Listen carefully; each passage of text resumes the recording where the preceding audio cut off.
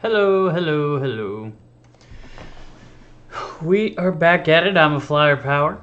I play Magic the Gathering and Dota, sometimes some other stuff on YouTube. Normally we do it Monday through Thursday, but I'm gonna actually be starting a new job soon, so we'll stream today and we'll stream Tuesday, but after that I might have to adjust my streaming days.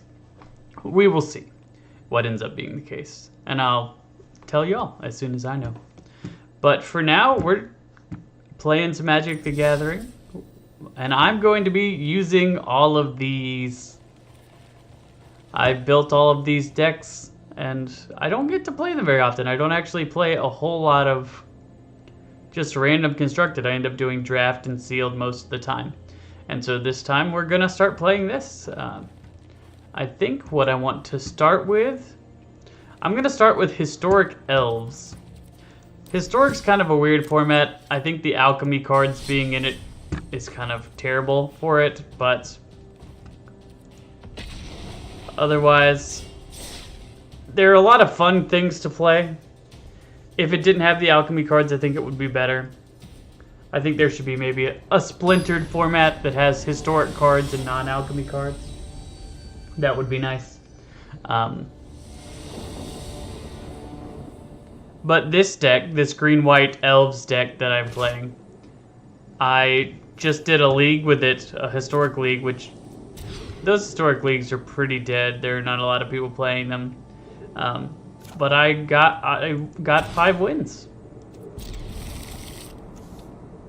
So that was pretty awesome. Having to mold a 5 here, not ideal, but okay, we're up against life gain. If they do not play, the one that gains life when we play creatures will be okay, I think. Especially if they're starting off this slowly. Yeah, I'm just gonna go ahead and play it out. Even though we don't get the draw. I think getting the cards out on the field is better. They haven't really done anything so far.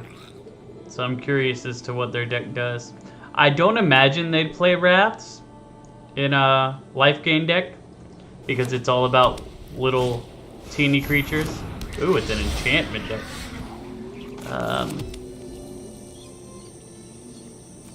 Yeah, I'm just gonna pass the turn. I don't have anything to do, opponent. 4 mana and absolutely nothing going on. Stinks. Okay, so they're all about the enchantments. That being said,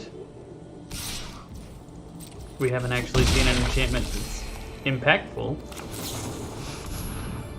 Marwyn is great. Land of our Elves is pretty good as well. Okay, this time I'm gonna go Elvish Visionary and draw a card.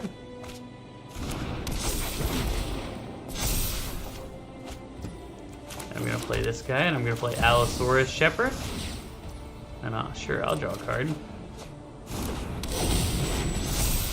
And I'm gonna play this Elvish Arch Druid. Draw a card. And then I'll pass the turn. Next turn we will win, assuming nothing changes on the board.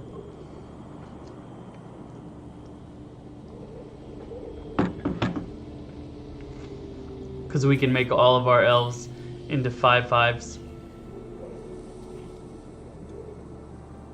And those 5/5s will also be elves that get pumped by our lord.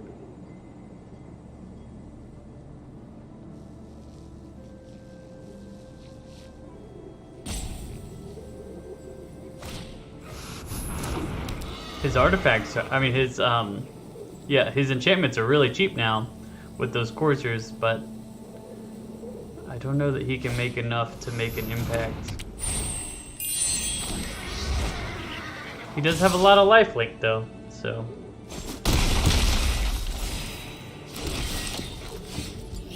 We're gonna start off with a collected company, because if we hit War Master and an another lord.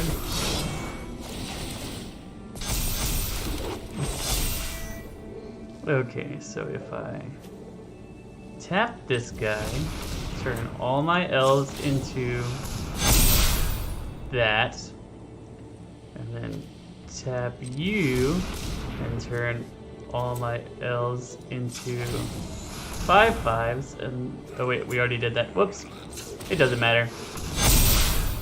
We'll do this and do this, and then we'll attack with a bunch of huge creatures.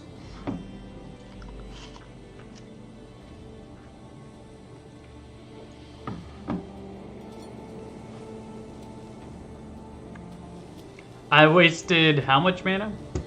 I wasted 6 mana and we still might have lethal. So, imagine if I hadn't wasted 6 mana. We would have a whole nother pump with this guy.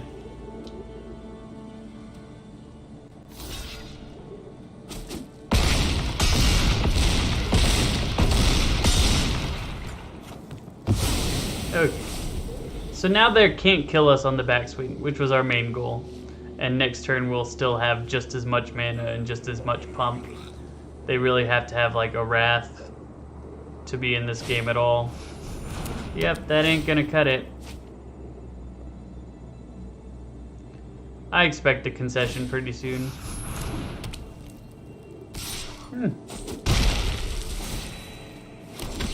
Interesting. I don't know why they wouldn't concede, but just in case they actually have something, let's just play it out.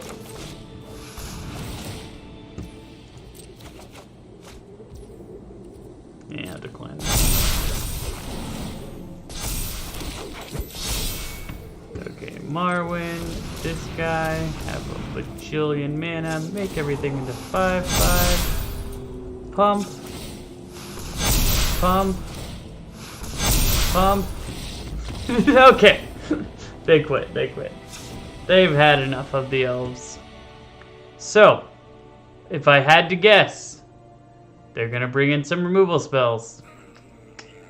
If they were smart, they would. So we're gonna bring in our anti-removal spells and our anti-enchantments, which I know is kind of a non-bow, but it is what it is. I only think we need one Allosaurus Shepherd. They don't play counters. We're only using it for its pump effect. Lead the Stampede is a card we can cut a couple of. Because we have quite a bit of card draw between Leaf Crown Visionary and Elvish Visionary. And now Shaper Sanctuary gives us even more card draw. Drop one Visionary and one of our Mana Dorks and run it like that. But yeah, the reason I play wide in this deck is for the sideboard cards. Like, just having access to Rest in Peace is amazing. And having access to Leyline of Sanctity that you can actually cast. And it's almost a free roll. This is a really good hand. We got Enchantment Destruction for an enchantment deck. We've got Llanowar Elf into Elvish Archdruid, which is practically the best 1-2 turn you can have. Only Marwyn would be a little bit better, but only mildly better. This should be plenty good. Next turn we can play Leaf Crown Visionary and then Collected Company on their turn.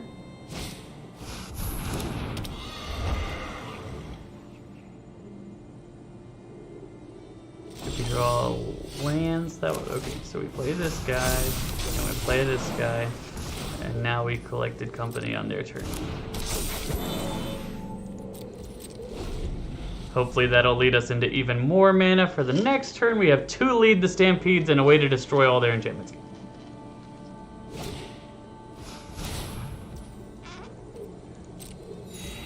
Is it an instant? If I was scared of that, I would play it before they got the trigger, but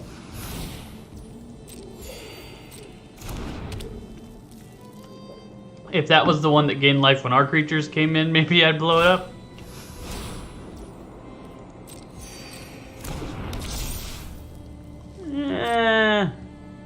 I kind of want to do it. Okay, I'm just going to do it. Bing.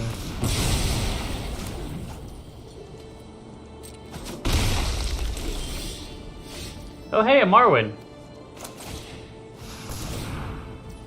Marwyn is fantastic. I'll pay one, sure.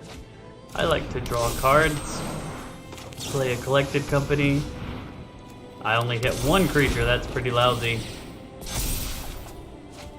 I know, I am going.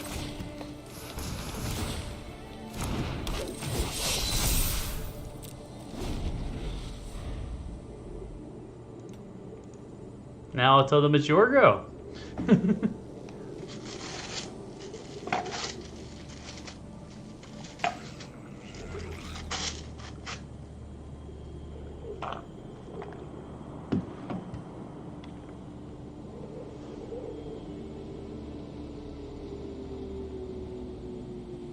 Is he just hovering over my back to nature? Yeah, you really want your sideboard cards to be huge impact in a format like this. So I don't want one enchantment destruction. I want all enchantment destruction. I don't want one artifact destruction. I want all artifact destruction. And back to nature is that for enchantments. Back when I used to play elves in Modern, Fracturing Gust was that card. It could destroy everything. It's a bit more expensive, but like it destroys all artifacts, all enchantments. This guy does persevere. He's bringing it back. He's like, I'll get that 2/2 Griffin. Don't you worry about it. This almost looks like the exact same turn that he had last time. That being said, it's a touch late for our opponent. So first we do this, get another one of you.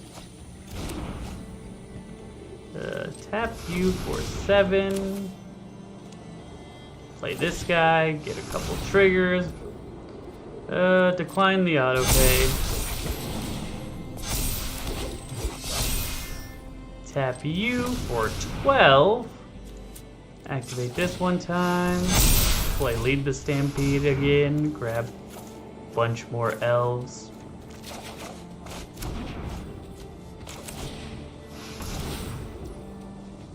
Sure. Our opponent is super salty.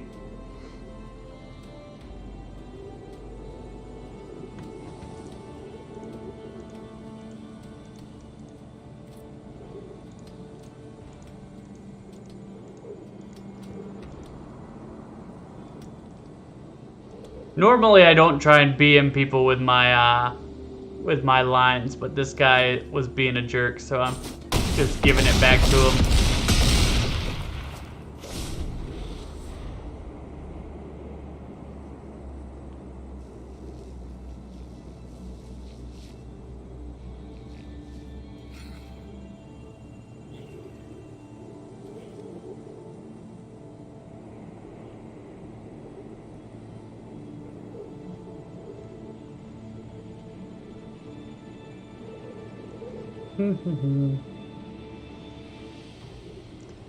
But I'm done with that now. I'm not gonna keep saying your go. It doesn't matter to me. I was annoyed, but I let it out. If I ideally would be the bigger man, but sometimes people are just annoying, and you give it back to them a little bit. But I would recommend not doing that yourself. You know, just mute the guy and move on.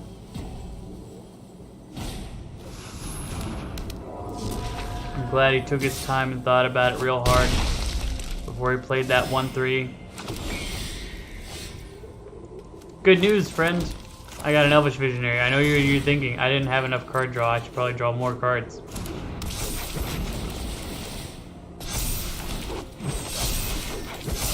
Just want to make sure I have enough mana. You know, you never know. If you have enough mana, I'm not going to pay for the extra. Ching, ching, ching. I'll just play another one of these guys. Sure. He's right, it is my go.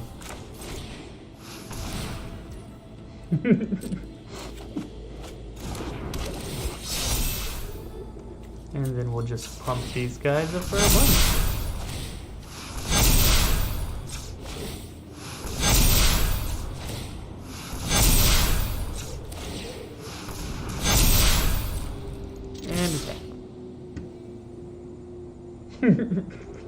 This guy is so salty. Every single one of these creatures hits you for lethal.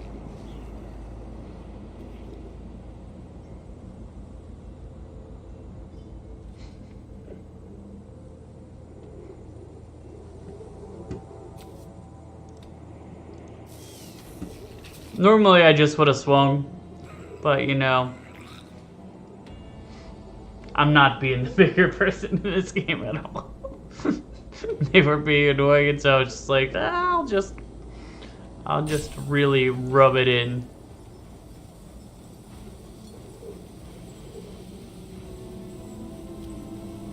Elves is very capable of snowballing against decks that don't play removal or wraths. Like, he's trying to do his thing, but he will lose to elves 100% of the time with this deck. Like, there is not a reasonable elf hand that will lose to this deck at all. And that's the benefit you get of elves. You get a really strong game one against a lot of decks. And the sideboard is where you have to shore up, right? Because they are bringing in their wraths in the sideboard, and they are bringing in more removal in the sideboard. So you bring in Shaper Sanctuary, and you play a different style. When they bring in the wraths, you play a little slower. Instead of playing an extra Elvish Mystic, you draw with Leaf Crown Visionary. You just try and put a little bit on the board at a time, because your opponent really doesn't want to... they don't want to wrath a little bit, right? The wraths are such powerful tools that if they misuse one of them, you could just overwhelm them again. So if you go slowly and keep your card advantage going, if they're not killing you,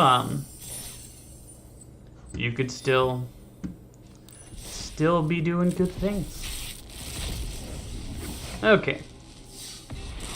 Oh, that's a really good card to open, because this card is absurdly strong in humans. Absurdly strong. Okay. So, what deck do I want to play with next? I'm going to try Historic Goblins, but I'm only going to do best of one of this one. I haven't actually messed with the sideboard of this one. I've never actually played this deck since I put it together. Best of one, Historic. We're playing the Gobos. I used to play Goblins in Legacy some. Like, it was a really fun deck to play. And it was a lot more of a control deck than you would expect Goblins to be, which was kind of hilarious. Like, you expect Goblins to just run you over with speed and like lightning bolts, but Goblins was a huge control deck in Legacy. Let's see. Is this good enough? Sure. I haven't played with this deck before, so it'll take me a little bit to get used to. We're playing against more Soul Sisters. Well, they're not going to beat us quickly with Soul Sisters.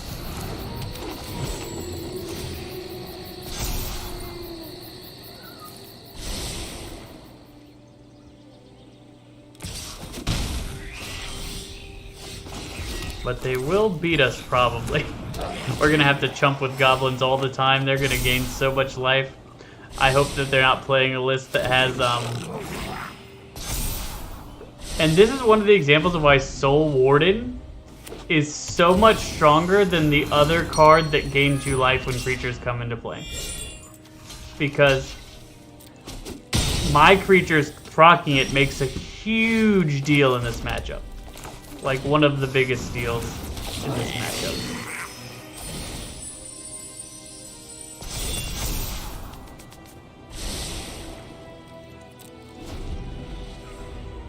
I bet our opponent is thinking that there's no way that I win this.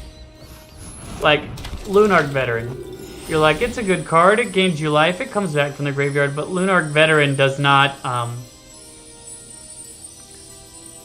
Lunarch Veteran doesn't solve the issue that it only works when creatures he controls comes into play. Like, if I have any way to... Oh, wait, Scurio gets an infinite combo, right?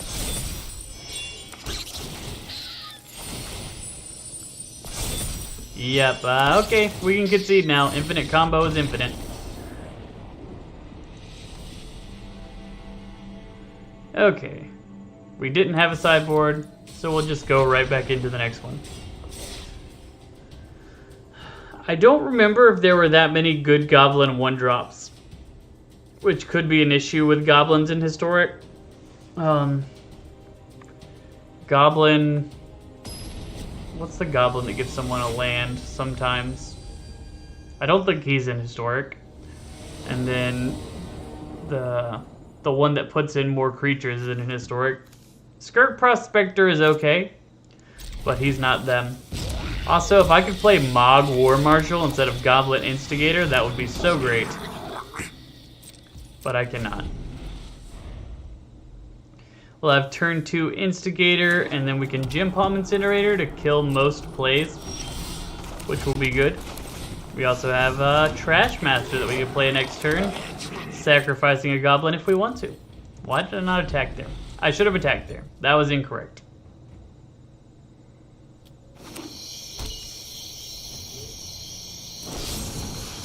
Okay, that's funny. That's funny, opponent. Why on earth would you spend a card? Doing that. Take action. We're gonna search for Ringleader? Wait, why do I only have one Ringleader? Ooh, goodness. I have made some deck construction errors.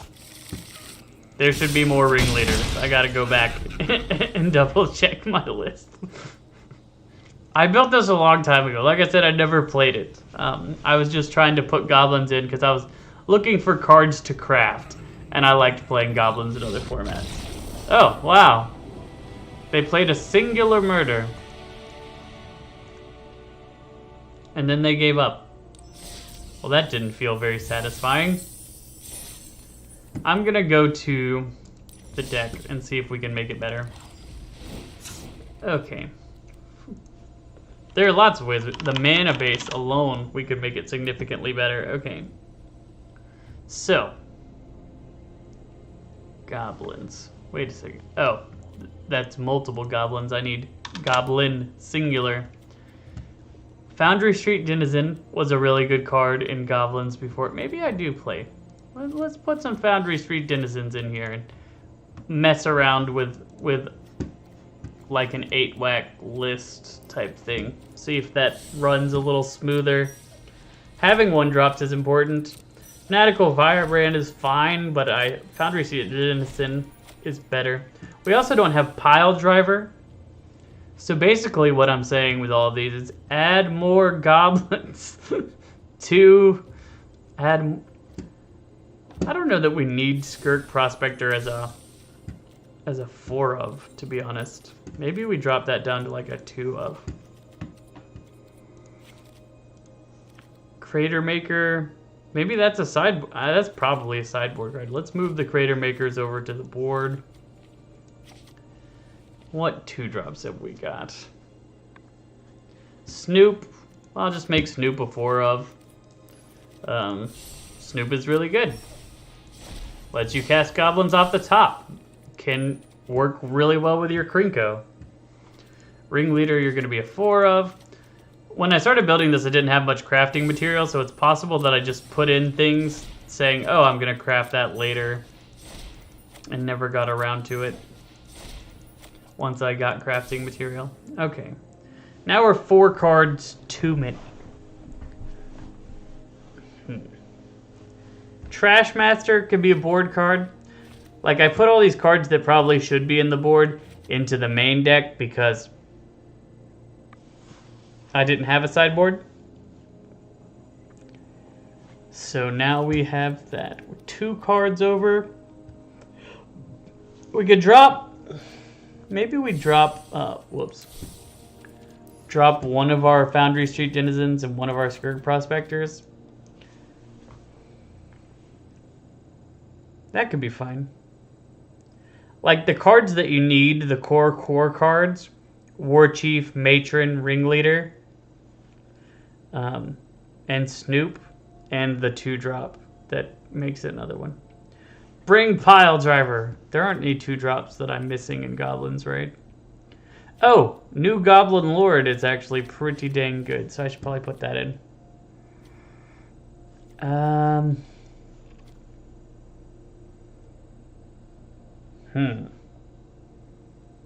Maybe the Chieftain's just not that good. Cut it entirely.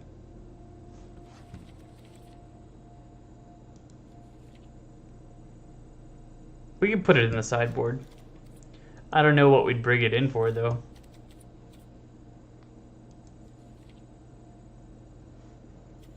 What if we go to craft? What goblins am I missing? Not gonna put any alchemist cards in here. I'm just not a fan. Battlecry Goblin is pretty good. I'll craft that.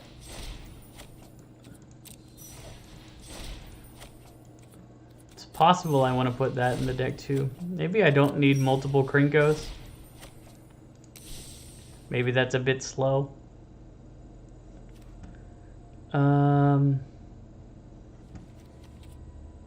Any other goblins that are worth crafting? Chain Whirler could be put in the board in case I'm playing like elves or something. Chain Whirler can just eat them alive.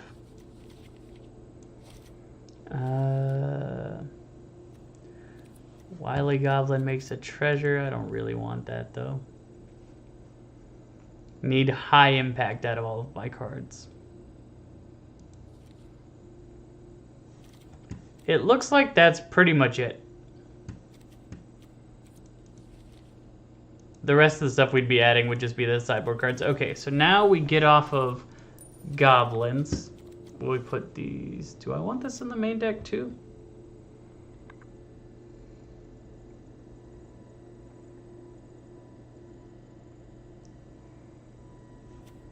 There's nothing left to cut though. 24 lands. Maybe we run one less land and put one of these guys in. 23 lands. That sounds fine. Put a couple more of them in the board in case I end up liking it a lot. Not that I sideboard with this deck normally. But now let's fix the mana base. Let's go to lands.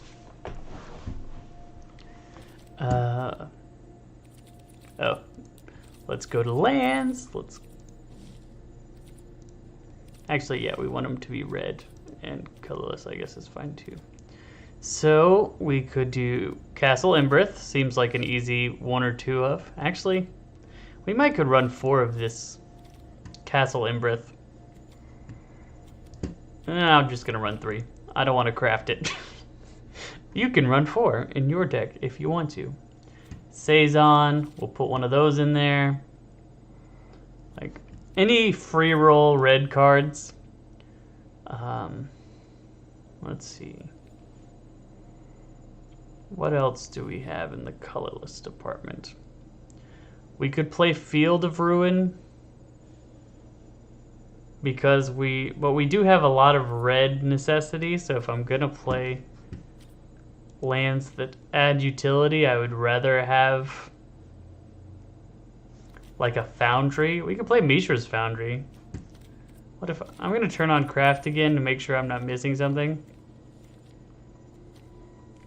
Okay. In the land department, we could do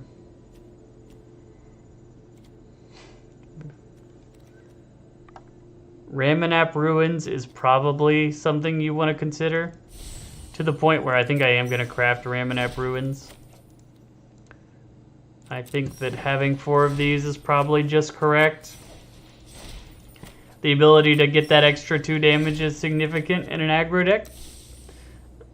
What else do we got? Shatter Skull Smashing could be pretty good, but I don't want to take so much mana off of our lands.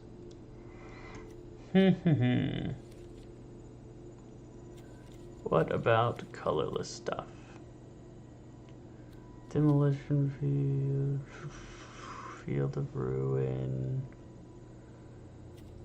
Oh, Ghost Quarter. Heck yeah. Ghost Quarter is better than Field of Ruin in almost all circumstances. Not all, because you don't get the land off of it, but like, I'm gonna run 4 of those in this list for sure. Like, that's a good enough card to play lands that don't make red for. And I think one copy of Scavenger Ground is good to put into the list. Draw. Oh, it's not removing lands when I'm putting lands in. That's kind of weird. Okay. So we will drop you.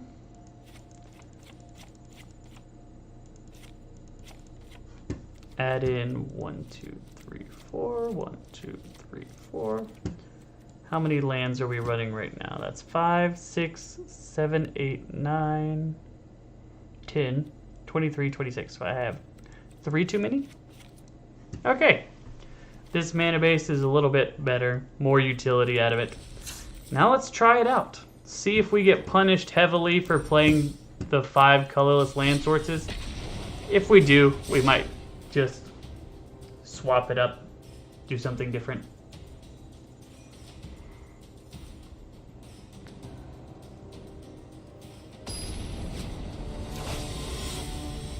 After this one, I think we're going to go to Explorer for a little bit, because Explorer is a fun format. Or maybe we stick with one more game of...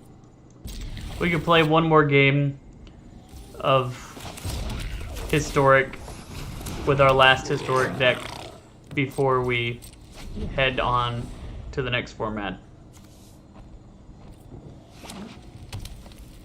Interesting. Tap Stomping Ground. I'm just gonna play Instigator. Goblins, goblins, goblins. Next turn I'll probably play Ringleader over Battle Cry.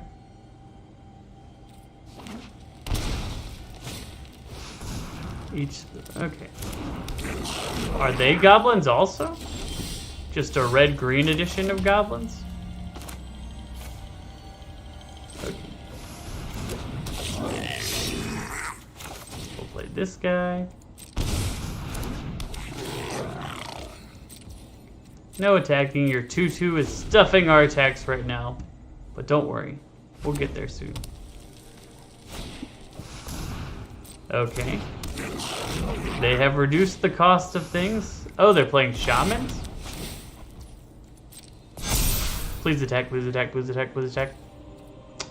They did not. Okay, first, we're sacking this token. Playing a Ringleader.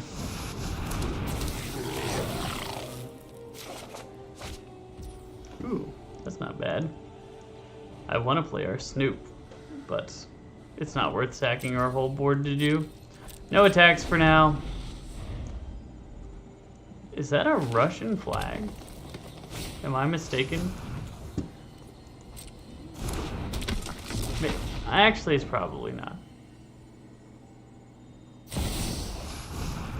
Lots of shamans.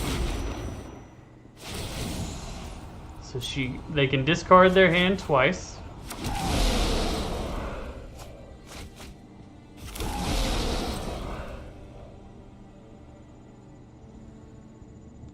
I think we play War Chief and then Snoop. 3 3s.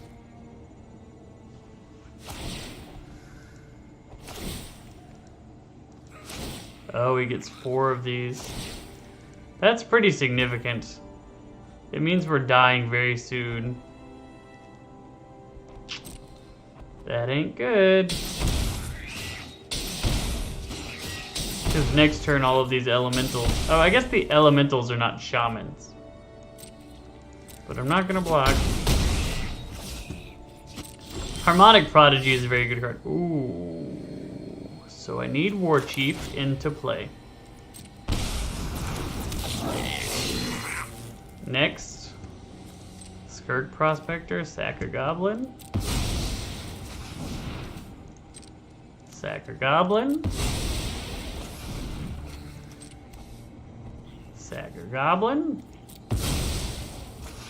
Franco. Make some Goblin. Sack a Goblin. Sack a Goblin. Snoop.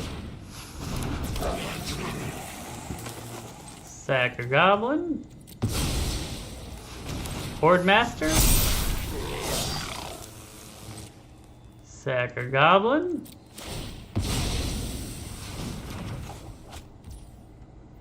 Do I want to cast the Foundry Street? Sure, we'll cast the Foundry Street because it'll give us a chance to do more things. Okay. Sack a goblin.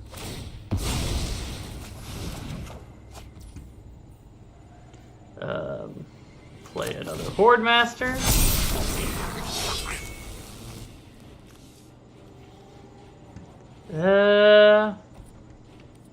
Yeah, I think I'm gonna leave it right there.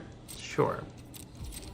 Next turn will be a much better turn because we'll be able to Gym Palm and we'll be able to Krinko for a whole bunch more goblins. And we'll be able to attack. Oh, another Herm. This could be really bad. How many shots do we take?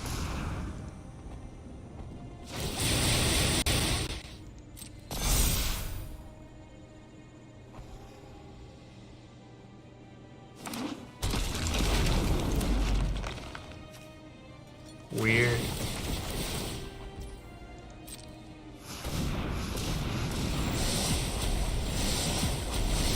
Harmonic Prodigy seems kind of nuts. It's the reason why I wanted the Gym Palm Incinerator, but now they get to draw a bunch.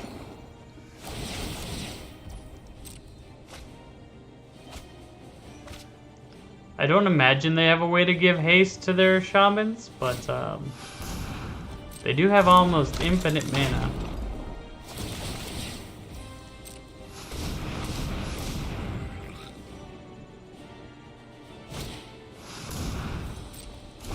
And this keeps grabbing multiple. Yeah, I'm pretty sure they win here, so I'm just going to go ahead and concede. We needed our Gym Palms to be able to be cast, but the problem I kept running into is when we saw the Gym Palms, we were sacking them and exiling them, and I'm pretty sure, I didn't try, but I'm pretty sure if you cycle, or you can only cycle from your hand because you have to discard. So we would not have been able to cycle them. We're gonna keep playing goblins until we get a win, dang it. But yeah. Their combo deck went off a little bit before our combo deck went off. Just a touch. Okay, this is pretty good. Turn 1 Prospector into Snoop. That doesn't count. It does not count.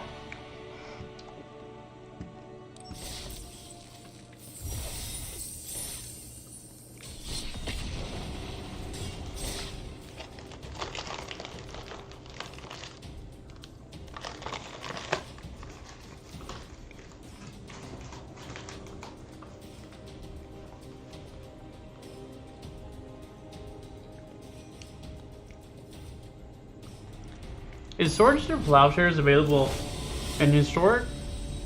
I feel like it's not. Probably banned. I know it's in Historic Brawl. This turn's a little slow. Better. We need to draw a land, but that's fine.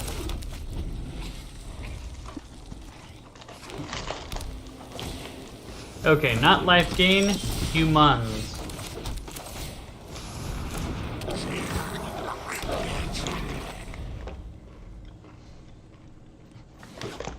Eating some goldfish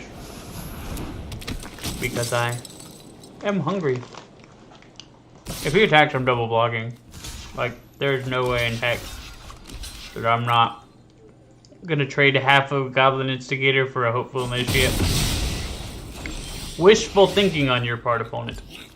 I'm gonna cycle this guy. Hopefully we draw a land and we can kill Thalia. Just all the wins there.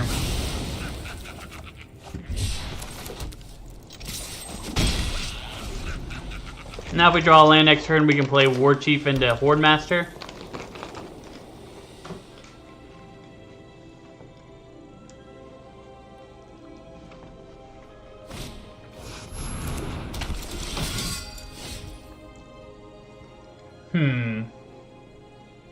Yeah, I think we do just run out War Chief.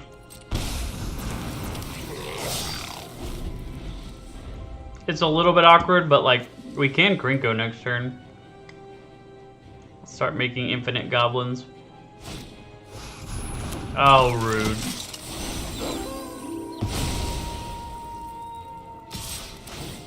Now we're in a bad position. Brutal Cathar is brutal. We'll play a Snoop. We'll play a Horde Master. We're smacking ourselves every time.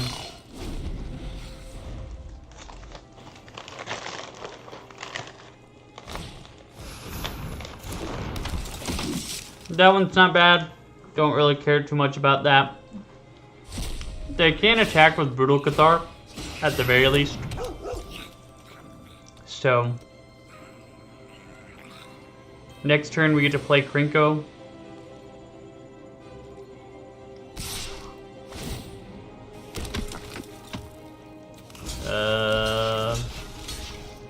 They just wanted to get rid of one of their tokens. That was a weird attack. They're like, our Adeline is too big. Okay, I would rather have Ringleader than Krinko, so I'll play Ringleader.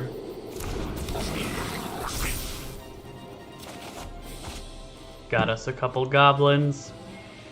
Now this Gym Palm can take out their Brutal Cathar next turn, which will get us back our Goblin War Chief, and then we can play Krinko and make a bunch of goblins.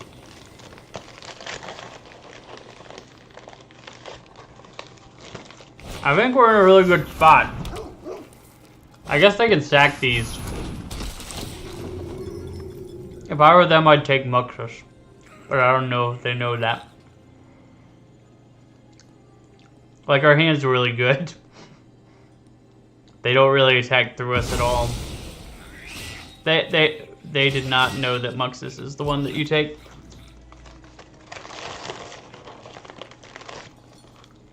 And they're about to see it next turn, though.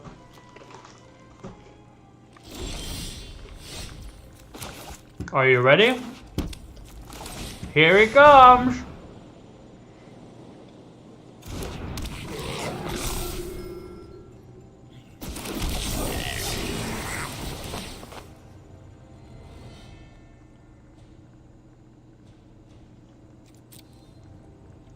Take action. Put it into my hand, so I'm just gonna grab another War Chief. Yeah, things are going pretty well.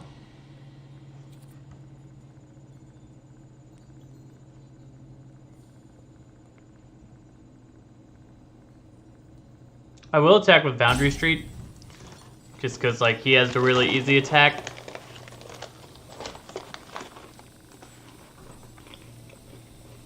Everything else I can leave back.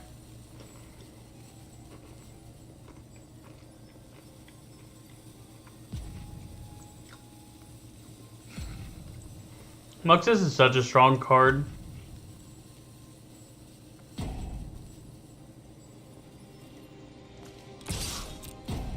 I guess I could have attacked with Muxus.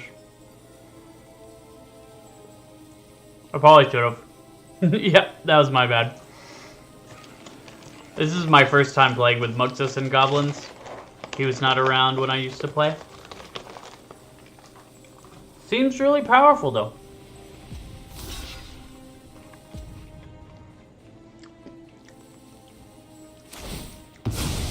I mean, we traded 1-drops. That doesn't bother me.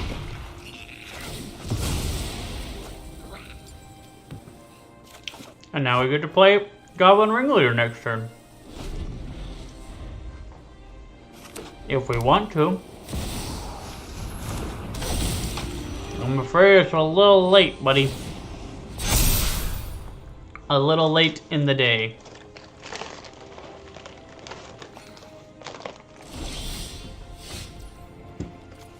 Play a land, play a War Chief, everything's cheaper.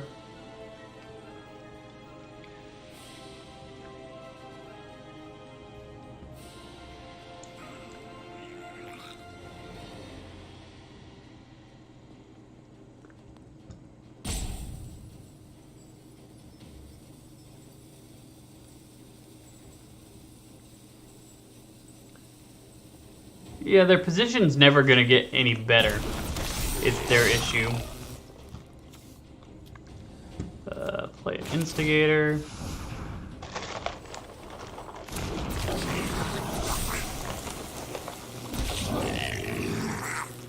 Play a Krinko.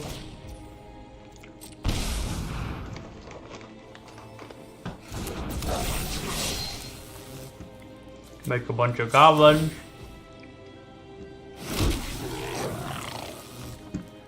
Attack with all these tokens. Attack with Muxus.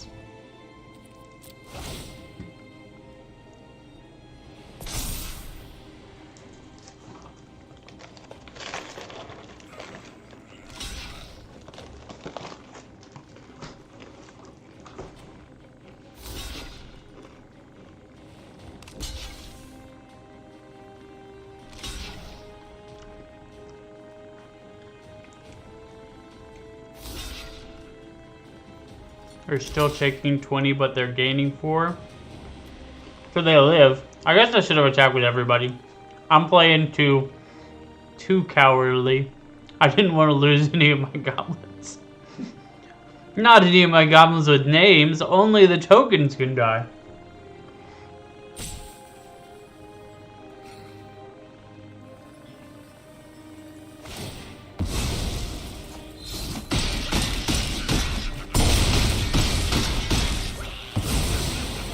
Okay.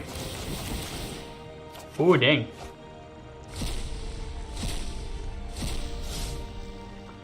Wait a second.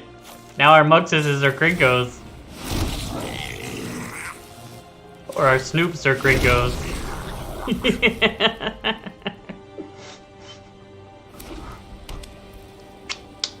That was funny. All I've got are these 77 goblin tokens, which I can triple next turn. Or over triple next turn. Goodness gracious. I was playing with my food a little bit last turn, but I didn't want to do the math. Not math.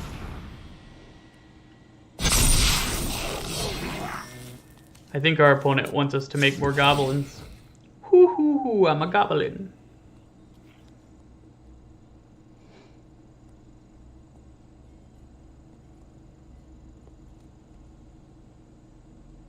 Goblin Ball can be as powerful as Elf Ball.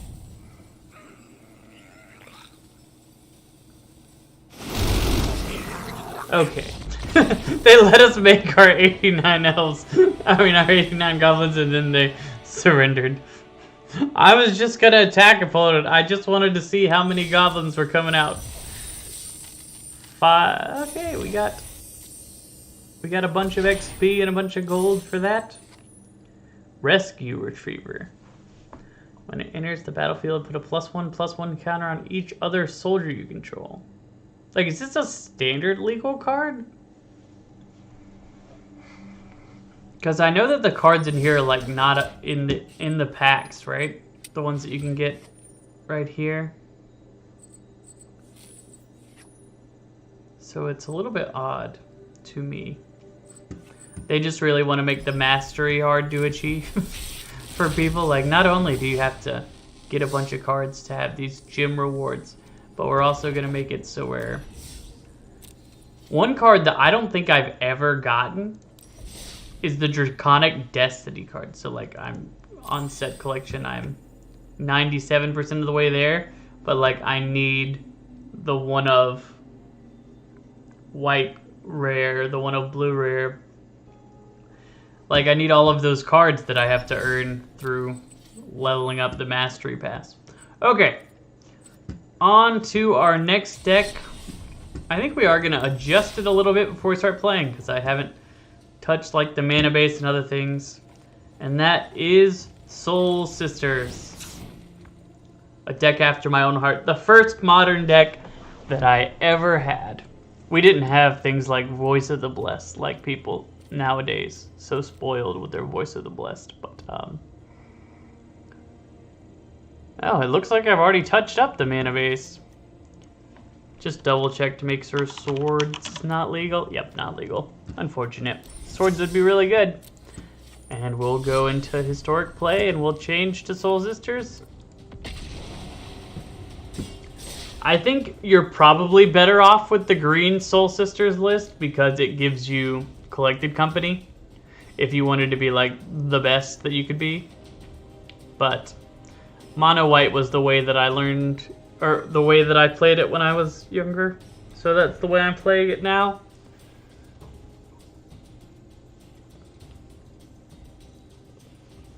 And like in our goblins list, I noticed that Jim Palm had some awkward time. There were awkward times with Jim Palm, but like just an uncounterable removal spell is really hard to pass up putting in the list. I don't care how good the rest of the cards around it get. This is kind of an awkward hand. By itself, it doesn't really do anything. So I think I will mulligan it. This is not good again, but I'm not gonna mulligan it twice when it's passable. They're playing the other version of Soul Sisters, the Cleric Angel version, while I am playing the old school traditional version. Do I want to attack? Yeah, I'll attack. His can create a 4/4. Mine doesn't create a 4/4. And mine comes back from the graveyard. And I can get more of mine with this Ranger of Eos. He had a second one, guys. He got me. I also have this return to the ranks. So if my stuff starts dying, it all comes back.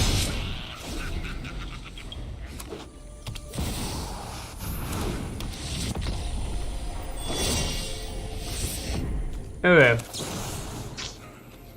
And we could kill this, or we could make the... Yeah, I'm just gonna kill this guy. Murdered! And attack with our Pride Mate. And hope to draw a land. We're really in need of drawing a land. Patriarch's Humiliation is really good. I don't know if you've ever seen it in action before now, but like, even if it can't kill something, it can turn off people's abilities. It's a 1-mana removal spell, basically.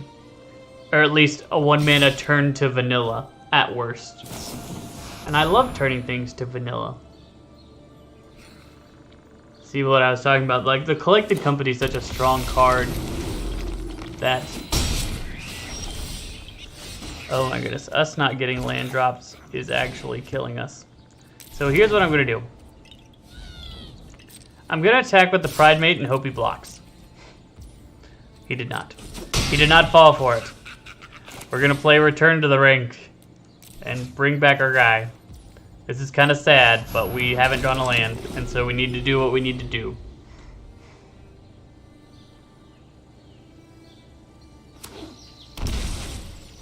Return to the Rink is also a card that I could see being better in the sideboard than in the main deck. Like, for the decks that you know are running Wraths.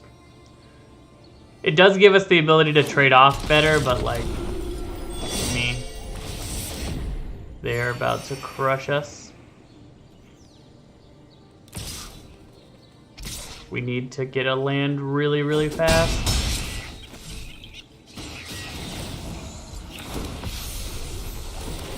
Yeah, I think we're just dead though. I think it was too late. Like, if we had gotten that land earlier, we had a chance, but we did not get the land, so we lose. Ugh. 'Tis unfortunate. Maybe we should have bottom returned to the ranks with our opening hand. In hindsight. Yeah, that was probably a mistake.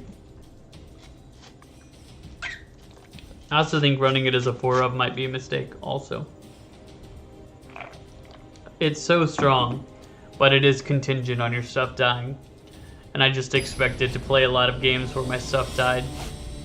Which is fair, I think. But based on the decks that we've seen from our opponents so far, if you play like Elf Ball or even Goblin Ball, you're going to win a fair number of your games. We've had such bad hands.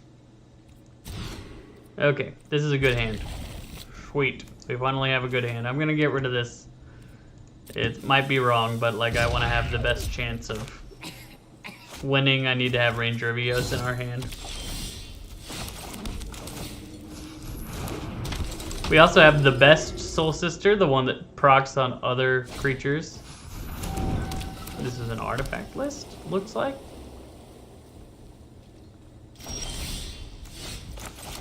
Play our Pride Mates.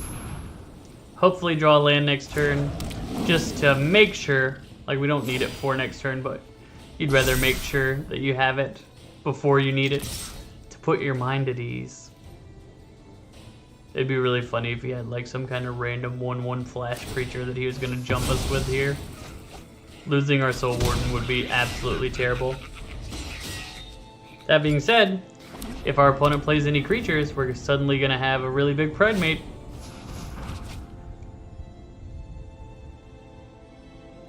So far, the deck that our opponent's playing looks strangely not focused. Like I see it doing like 5 things.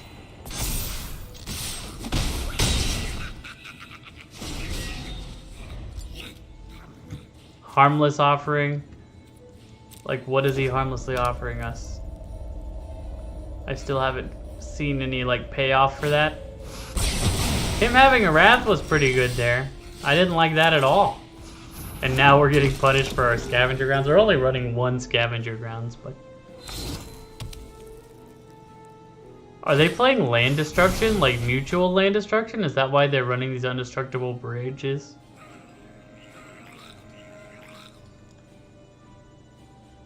Just like a red-white prison list with 3 harmless offerings? That's awkward. Okay. Ranger of Eos.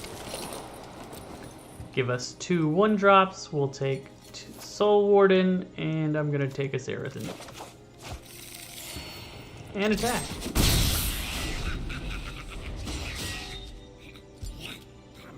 They gonna Wrath us again? Solemnity. So it's the Solemnity combo deck?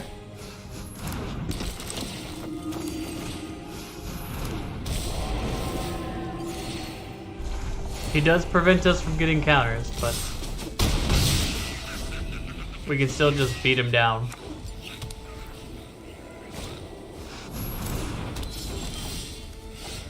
Yeah, no. He's the combo deck. I don't know why he's playing a Harmless Offering. That seems weird to me. What would he want to get me in that scenario? 9 lives? Something like that? Like he gets close to the counters dropping and then he just sends it to me? But that seems kind of cheesy. Well, I guess the whole deck is cheese, right? He doesn't actually have a way to win, he just has a way to not to lose. So his deck is inherently cheesy. And it's possible that if I just kept playing there, he didn't have anything in his deck to kill me at all. Okay, this is a good hand. Best hand we've seen all day. I'm going to drop a land, because I'm pretty greedy like that. Hey, right choice. Another land instantly given. So depending on what they play, we'll either do Soul Warden and Humiliation, or we'll play Voice of the Blessed.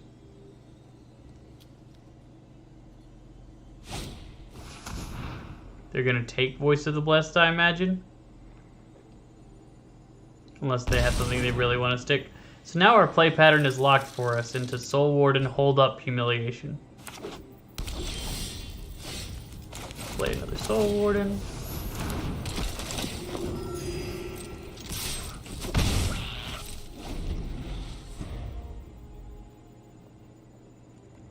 Soul Sisters could use Soul's Attendant, as well as, what's the other?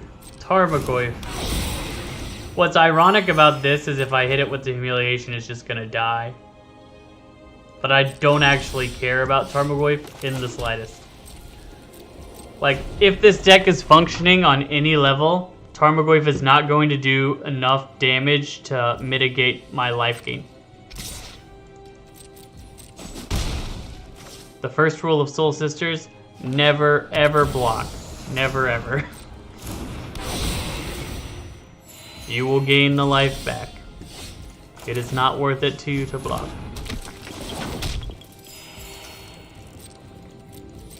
Sarah Ascended is better as a finisher. You really want to get it once you've already set up your life gain. But hey, he'll continue attacking with Tarmogoyfs, I imagine. My mouse acts really weird sometimes, like as far as how much the trackpad moves the mouse. Sometimes it's really low and sometimes it just shoots up to really high. But when I check my mouse settings, they're not changing. It's just doing it all on its own. Interesting that he plays Chandra here, because like if he takes down, let's do this. It just dies. Oh, this is gonna hurt. Thank you for the life, friend. Like, yeah, I gotta discard this thing, but I do indeed gain life off of the... Alright, lose 1 life instead of 3 life. I'm gonna attack Chandra too. It's gonna be at 2. It won't be able to kill anything next turn. We just need to hit a card that we can play. Oh my goodness. This could be funny though. In the future, we could make the Goyfs shrink down to nothing. I might actually do that next turn. We have plenty of lands. We don't need more than 4. So if he, what was that? Fatal Push. Okay. I think he Fatal Pushed the wrong target. But, you know, to each their own. This does exile all graveyards, but I think here's what I'm going to do. I'm just going to kill one of these guys. And then let the other one hit me. Because we have Return to the Ranks. We have 4 of. Like I said, I think that was a mistake. We probably shouldn't do that. But we do have it in our list right now, so I'm going to work with what we have right now. Paid off for that. Okay, so return 2. Bing, bing. Autopay.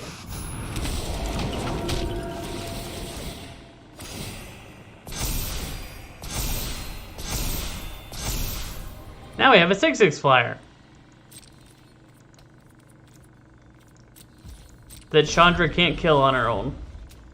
If they have another push, she could kill it, but interesting that you would attack there.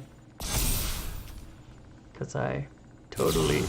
Oh, they have an Assassin's Trophy? I was going to say I was definitely going to block. There's no reason for me not to. This card's kind of nuts. The Layla. I have seen it before. Take over games entirely.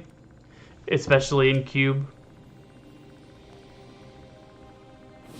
It's one of the examples that I use for like the power creep of Magic.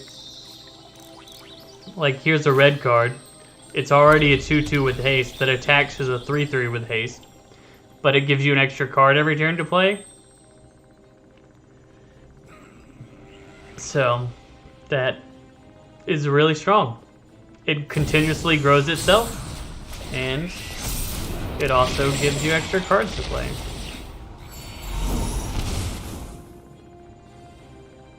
We have just drawn absolutely nothing. Like, the Return to the Ranks was good, but other than that, we haven't really drawn anything in this game of significance. And yet, we continue to survive because we gain life. Life is a resource, they say, and we have that resource. Though we're gonna lose it pretty quick with how big these guys are. Yeah. Yeah, no, I think we're dead here. We'll have to run it back, and I am going to make changes. I'm going to swap the Return to the Ranks. I'm going to move it down to a 2 of. Having it as 4 of is too much. For certain. So we drop down to a 2 of on Return to the Ranks. 1, 2. What did I feel we needed to add? I think we need like a 2 mana or a 3 mana card that executes our game plan is what I'm going to seek to put down. Actually, maybe we get rid of these and try lay down arms. I don't know if that's correct, but I want to try it. What else can we add? We could add a Heliod if we wanted to. Maybe just as like a one of. Gives us more ability to... We could also add Linden, but like generally speaking, our creatures are not going to be able to attack. So it's not a good idea to rely too much on attacking. We need to be in craft mode so I can see. Johnny's Welcome is a no. Authority of the Consuls might be worth playing. Slows their aggression down, makes our aggression easier.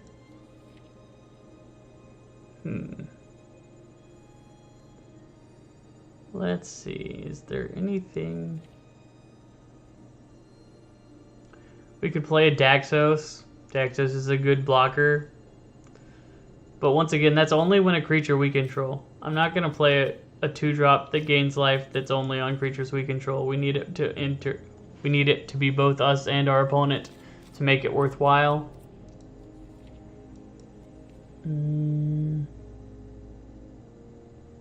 I don't want to play alchemy cards. This one might be good, but I'm not going to play alchemy cards. Yeah, I'm not actually certain what we want to add. Do we want to add more Johnnies, maybe? Yeah, let's not mess around too much. Let's just make some more Johnnies and play 4 of a Johnny. If it's good enough to put in the list at all, it's probably good enough to put in the list at 4. Unlike Return to the Ranks, there's never a situation where a Johnny's going to be bad except for the situation where we don't have mana to cast it. And every card is bad in the situation that you don't have the mana to cast it.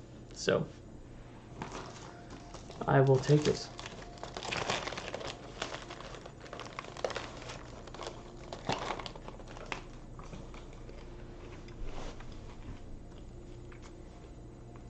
What did I just do?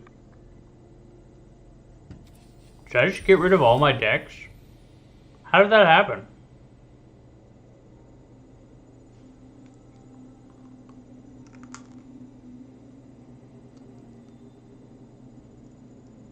Wait a second. What the crud did I just do?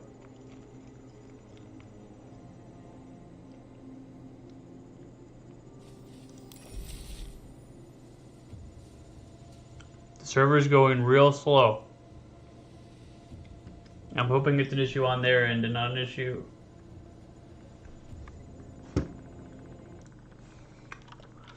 Yep, I'm glad I got to play 2. I think I may have just deleted all of my decks on accident.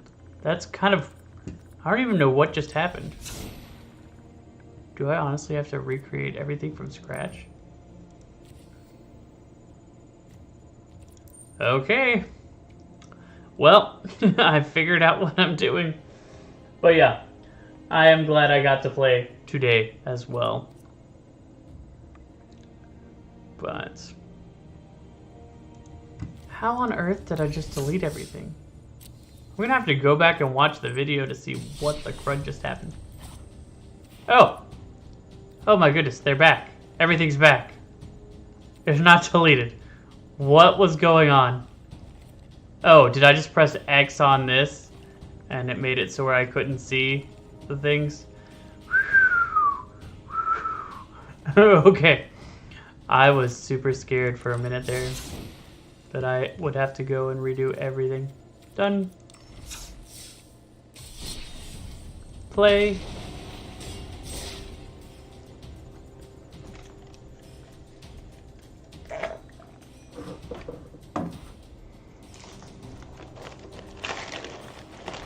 Don't do that to me, Arena. I was about to say I didn't even know there was a function where you could delete all of your decks at once.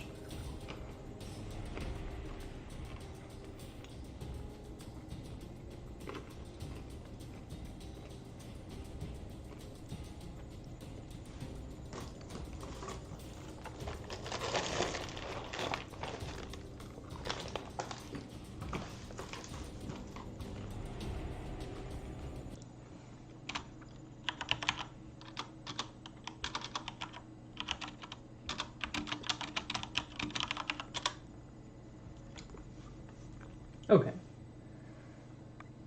Oh no. I put Thamsk. Thamsk.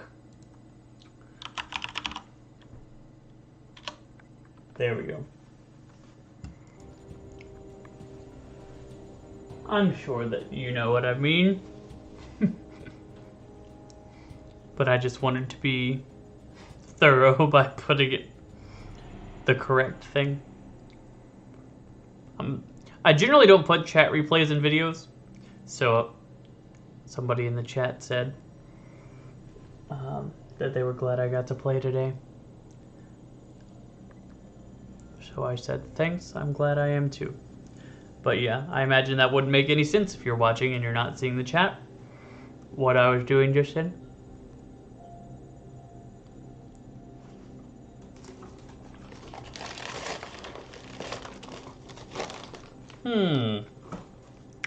We had all that weirdness. We had the really slow... Are they doing maintenance? Is that what's going on?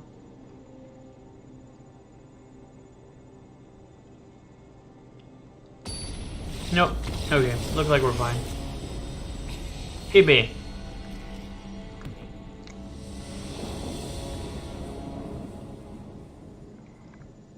Okay. Yeah, something's going on with the server.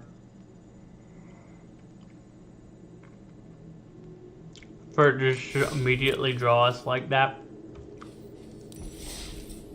Okay, our decks are back. Thank the Lord. I'm gonna check Reddit to see if there is server maintenance or something.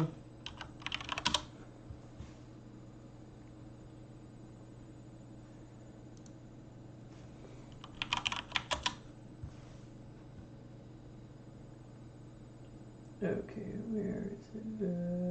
Magic Arena. New.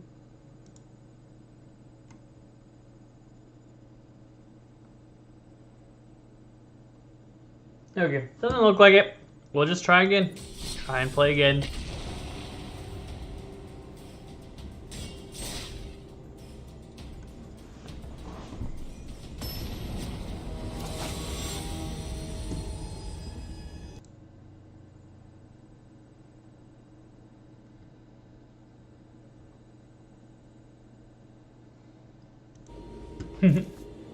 There's a delay in the stream. Is it that significant of a delay?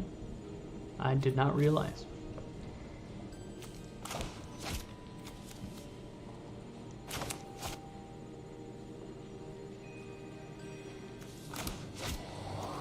This is a good hand. 1, 2, 3, 4. That's what you want. You want perfect rollout of mana cost. I would rather actually have 2 1-drops than a Welcoming Vampire, but Welcoming Vampire gets you there. Boggy. Are they playing the same combo deck that we just went? Oh. Double Arclight Phoenix in the graveyard is not fun for us. We need them to slow down just a touch, please. Slow down, opponent, just a little bit.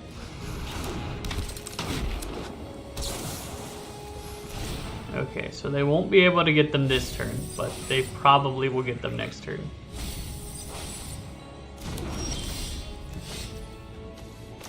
Man, they're coming online incredibly quickly. We do have a flyer for this matchup, but that's not really going to cut it against their deck if they start going off fast enough. We need more life gain.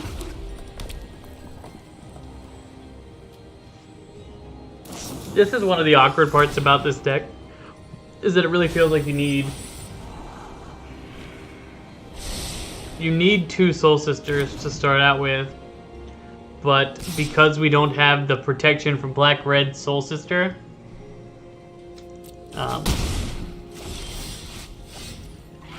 okay, so we do this.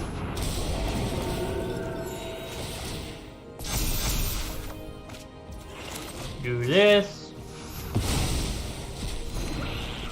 Attack. Now I actually don't think we're in too bad a shape. Like, even if they get those guys back, we've got 2 Voice of the Blessed online and another Welcome Vampire coming. which will mean we draw a card and then we'll draw cards, 2 cards every time we play something. I felt like their hand should have gone faster. Like, they must not have had a bunch of 1-drops, but like, their deck normally does. And this is also another circumstance where, like, could our opponent possibly beat us, right? If we had Soul Warden instead of Lunarch Veteran. Like, if when these came back we gained life, I don't think that they could beat us. Even they seem to think that they can't beat us. But yeah, we'll just play another Welcoming Vampire, try and hit our land drop. We did not. But we have a 6/6 flying Vigilance. If I was the opponent, I would be like, that seems sketchy, but they did not think it was sketchy. I guess that probably wasn't good. Like, they can get those guys back pretty easily. So it's probably not worth it to us to do that, but we're gonna get more threats on the board too, so won't be too bad for us. Oh, that was a great draw. Getting another one of these guys. This has Convoke also, so we can cast it and get a lot of benefit from Convoking. Oh, that was great. Yep, you can make your Ledger Shredders bigger. That is no skin off my back. Right now we can bring back both of these guys. So I will get rid of you.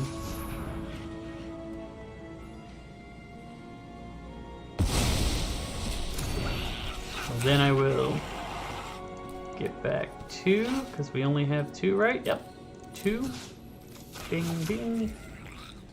Okay, this, and this.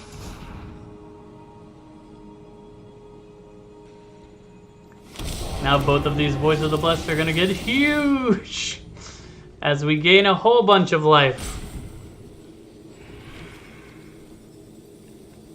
And this is a situation where return from the ranks is very good.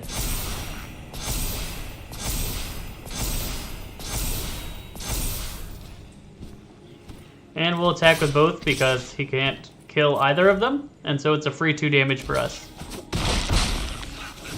And we got an 8/8 flyer, an 8/8 Vigilance flyer. There are not a whole bunch of circumstances where they're going to be able to attack over this, but we don't need to block because we have 30 life, so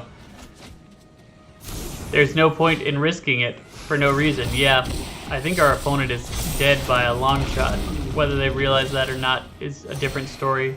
And once again, we have the Soul Wardens, which gain life on their turn, so now he's almost indestructible.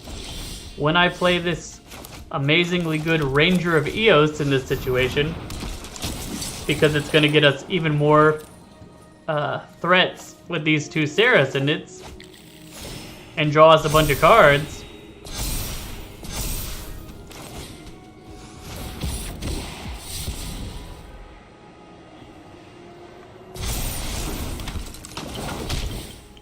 You know, casual 1-mana 6/6 lifelinkers.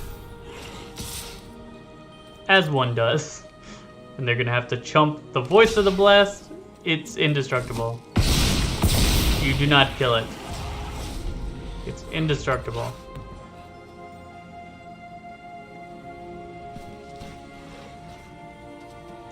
Sorry, opponent. Like, can you imagine if Voice of the Blessed was around when I used to play Soul Sisters in Modern? This card is absurdly better than a Johnny's Pridemate, and we're playing a Johnny's Pridemate. And enjoying it. Good game. There we go. We got a win with Soul Sisters. So we got some wins with Gobos, we got a win with Soul Sisters, we got a win with Elves. So I think we move on from Historic. What comes up next? I think next we will play Explorer. We have Explorer Soul Sisters, Explorer Elves. I like to have Explorer versions of the other decks, and then Abzan mid-range. Some of these standard decks need to be updated for Brothers War if you're looking at them. Let's see. So let's go to Explorer Play, Abs and Midrange. This is a deck that's near and dear to my heart, but it really needs Bob. It needs Dark Confidant to run as well as I want it to run. Like, I'm playing Dark Confidant at home. I don't know if I got rid of Dark Confidant at home in this list. I remember being really unenthused about it, so I might have cut it already. I think I did cut it. Yes, this version doesn't run Bad Bob because it's running Elvish Mystics. This is a good hand. Elvish Mystic into Tracker with Augur or Elvish Mystic into Augur because you want to play your land immediately after you play Tracker to get the most value. The mana base in this is a little bit weird. It worked a lot better with fetches, but all of these are come into play unless you have a forest, and then we have a bunch of forests. Well, that was just rude, opponent. Just for that, I'm looking at your hand and getting rid of something. Yeah, no Fable of the Mirror Breaker for you.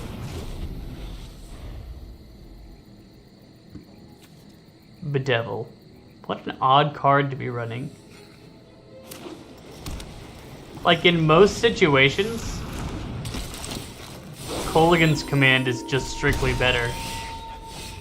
I was running Quirion Beast Callers. That's what I changed about the list. Now I remember.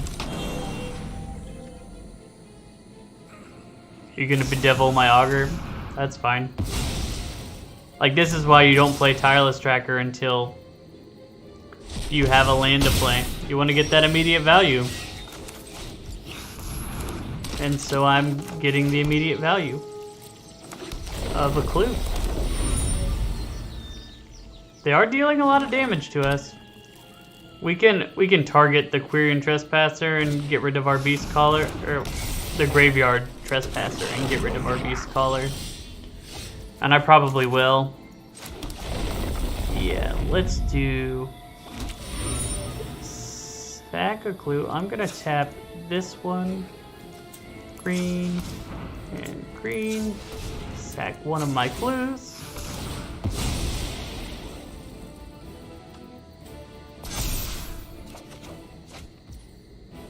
They do have a black up. Maybe because they have a black up?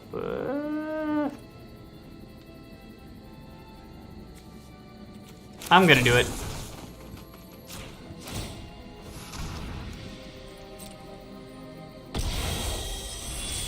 This is kind of an awkward trade for us, but because they are definitely going to push our guy.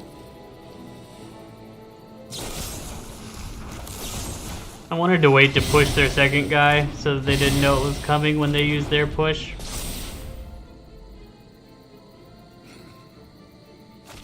Boards are basically even, but we have a tracker in hand which will accrue value over the long term. Like now, when I play it and immediately play a land. Get another clue. Sack one of those clues. No point in not. Oh hey, a Fatal Push. We're going to use that on your Fable of the Mirror Breaker next turn.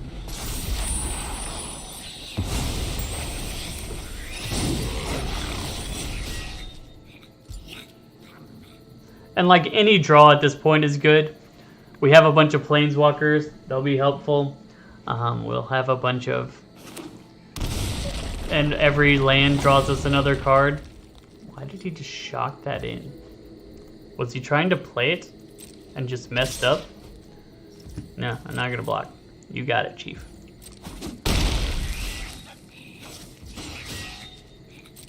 It definitely looks like he just messed up. Okay, ideally we draw a land here. A land that produces black because of how auto tapper tapped. Now I'm gonna do this. Better than Sorin, I think. Murder your reflection of Kiki Jiki.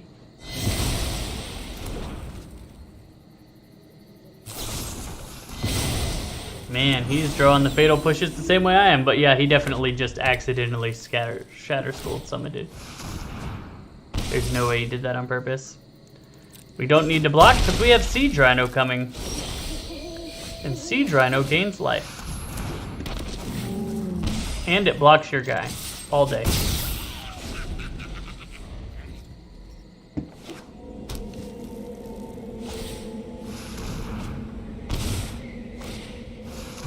Fable's not bad.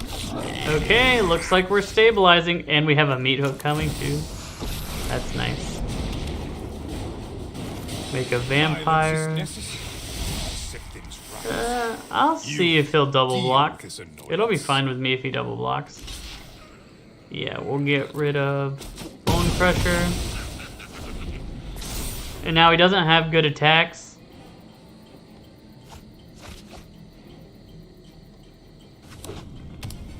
Got another land. That land is useful. Ooh. Nobody knows Interesting. Dominaria's shadow. Off you go. Yeah, I'm fine with sacking my vampire. Like, you don't have any good attacks anyway. I get to attack Lily. So I'm going to tick up. And show you my Liliana of the Veil. And then play my Liliana of the Veil. And then make you sack a creature. Right? And you think you can win? And then play this Graveyard Trespasser. Haven't you ever heard of personal space? Get rid of you, and get rid of your Graveyard Trespasser. And attack your Lily. Okay, we're in a really, really good position.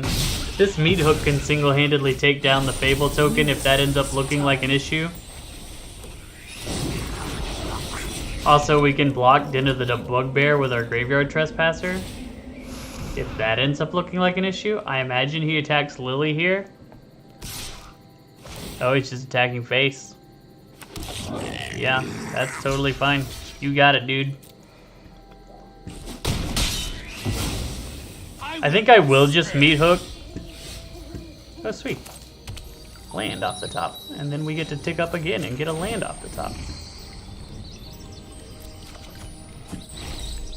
And then I get to meat hook you for 2.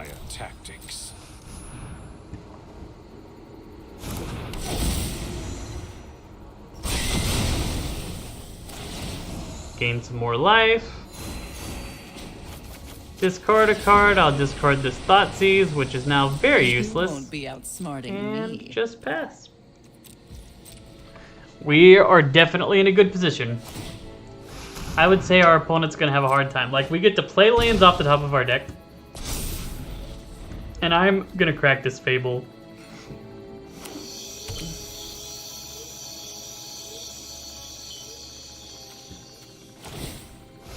Because we don't really want to draw it. Like, I want to play lands off the top, not play lands from my hand. Okay. Well, we won. That was good. I think Quirion Beast Color is not that good. Like, I'm looking at it now, and I really think we want a different 2-drop. I'm going to play it one more time. I don't want to give up on the card too fast, because I have not spent a lot of time playing with it. And it certainly can be very aggressive, but it's better in a shell that, it's better in a shell that plays a lot of low-drop creatures, and that's not really our shell for this deck.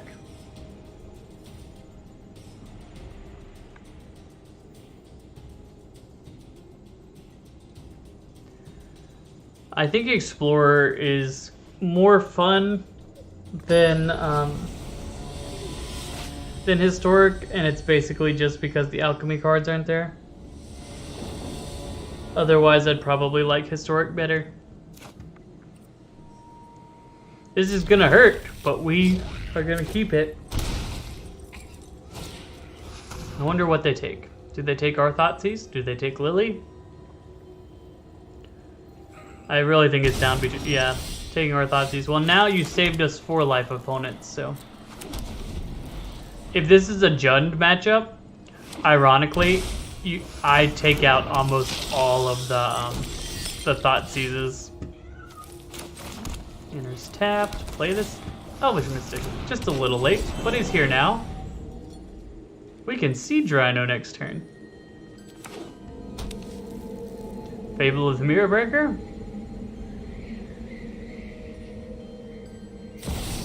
Oh, Lily. You're gonna make me sack my elf? And then I'm gonna make you sack your Blood Tithe? Ah, one of your friends has to leave.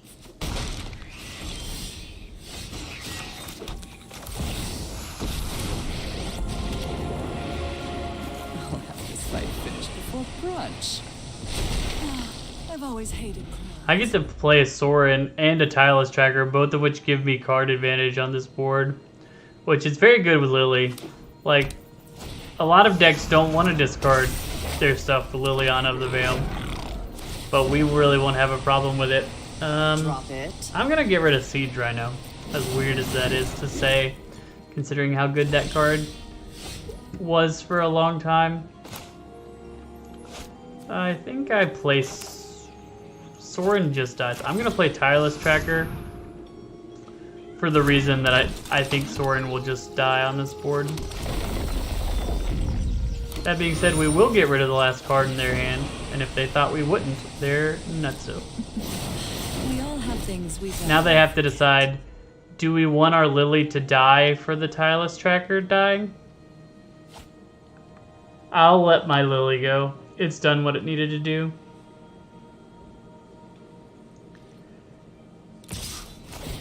Yep, you got it. I'm not blocking. I want my opponent to... Oh, they have Fatal Push? That was quite a draw. That changes things significantly. Now we're in a really bad spot. Fine. I'll take my zombies and leave. But what are the odds that they have that? Yeah, I think we lose this one. There is no coming back. With all of this stuff on the board, we don't have a catch-up mechanism like that. Even our one Wrath that we mainboard, because it's just Meat Hook is that good, worth mainboarding, wouldn't catch up to a 6/6 that every time it attacked made us discard a card and lose 3 life. We were in a good position right up to the point where they drew Fatal Push. If they didn't have that, I think we would have been fine.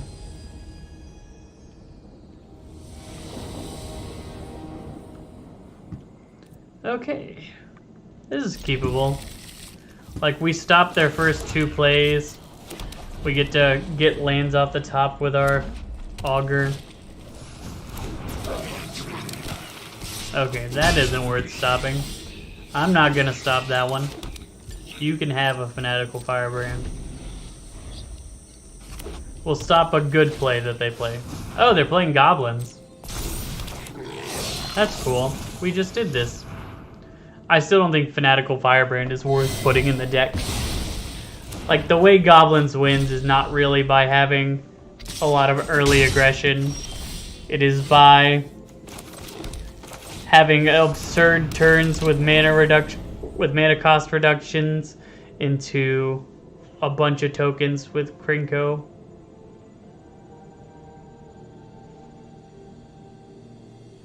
Are they missing land drops? Okay.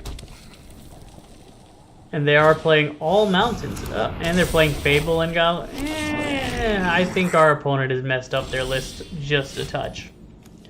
But, you know, everybody has their own way of making decks.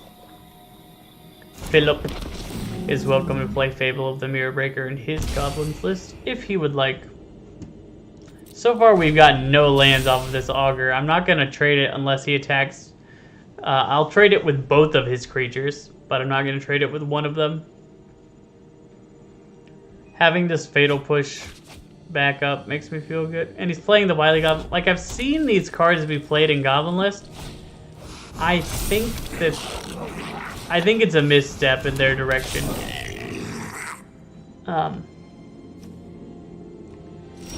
I will kill... Oh, off the top. Sweet. You should always play the land off the top if you can, because...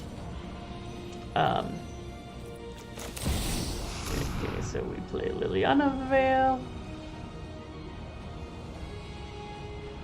I'll make them sack, and hopefully that encourages them to firebrand, and then we can fatal push, and then they're not in a good situation When at that I point. win, you're telling me what you know about the Raven Man.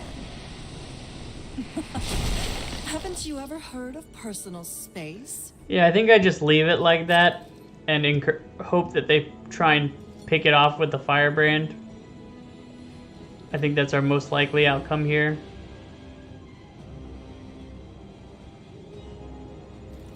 No attacks. Back to you. There we go.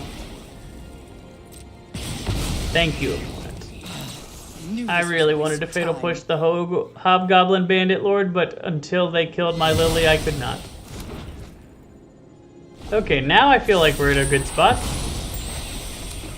Our draw on the top is not great, but such is life sometimes.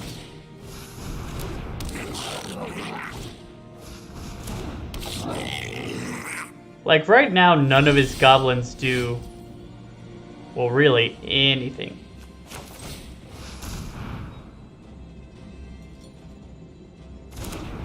Okay, I'll attack with the Siege Rhino.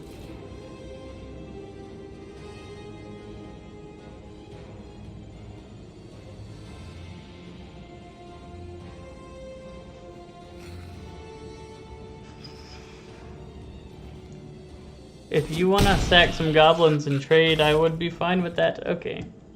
Next, I'll play this. I might do Takenuma at the end of turn.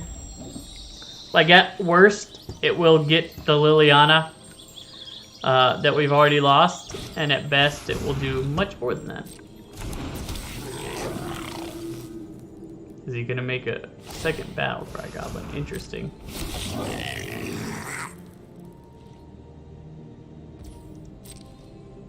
You don't really have good attacks.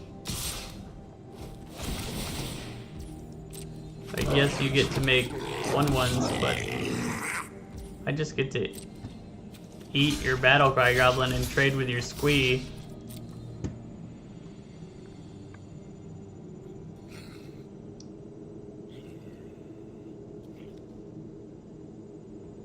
Because, like, he only pumps the attack. And, like... Oh, Embercleave. That was unexpected. Yeah, our opponent has a very weird goblins list. Designed to be aggressive, I see, but like... Even this is not that bad.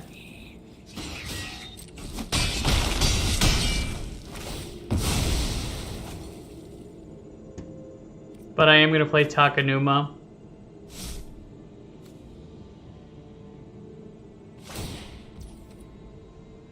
Let's do this. Grab a swamp. Or we can grab a plane. I don't think we have... Yeah, our double white cards are in the board, so I'm just going to grab a swamp. And then we'll channel this guy.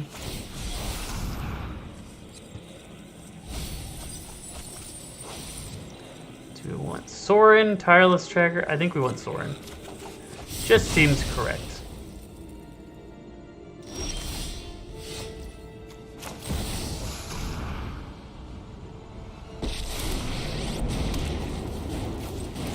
Make it 2/3. Vengeance, blood and righteous. You fight for me now. They'll probably attack our face with everything, because that seems like the best way to win the game. But if Sorin can buy us just a bunch of life, that works too. We need to make sure we're not drawing lands. If we consistently draw lands, we'll have a bad time, but... Another Battlecry Goblin. Like, is that really the best you have? And he had to sack a 1/1 to make a 2/2?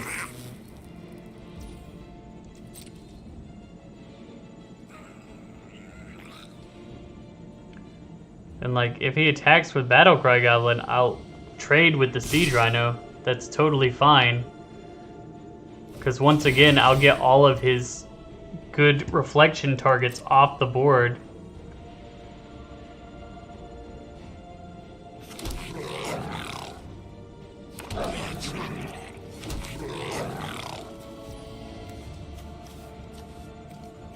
Yeah, okay, so he's only putting one at Sora, and that... This seems pretty good for us.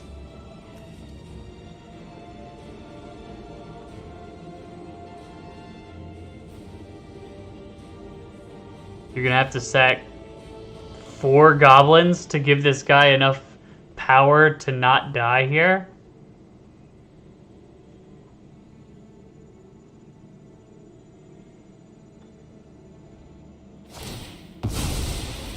Okay, he's willing to sack 4 goblins. Wait, he's not willing to sack 4 goblins. He's still just losing his guy, and he's leaving. Well, I guess he kills Sora in this way, but like, he won't be able to equip that as easily. All of his good targets for Kiki Jiki are gone. He has no way to pump in the future. And hey, another Siege Rhino, I'll take it.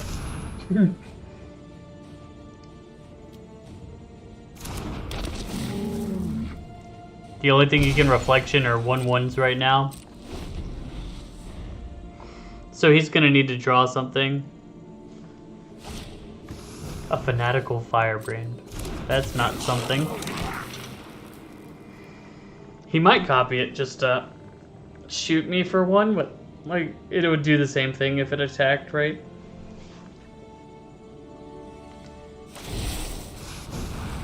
That doesn't make sense. Because a 2/2 does not get in.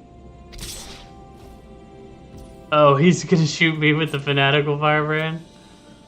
No, I won't block. You got it, Chief. 4 damage is fine.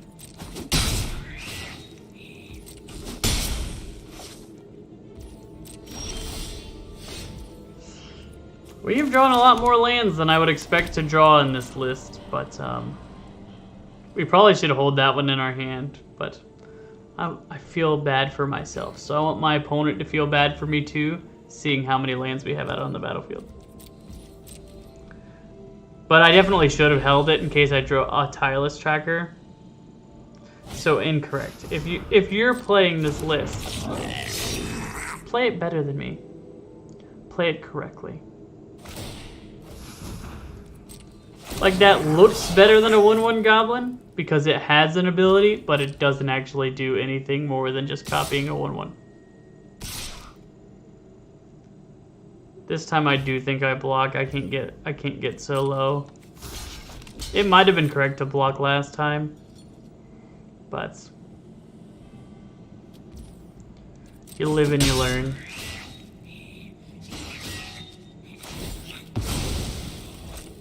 If I had a card in hand also, like, you wait until the second strike damage goes through before you attempt something like that.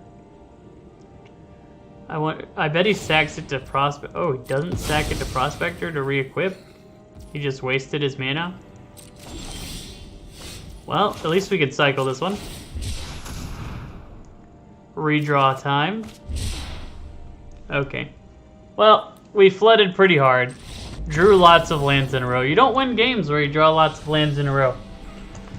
But we also were not as sharp as we could have been. Or I also was not as sharp as I could have been. I don't know why I'm so tempted to refer to you, the audience, and me, myself, as a we. Like we're in this thing together.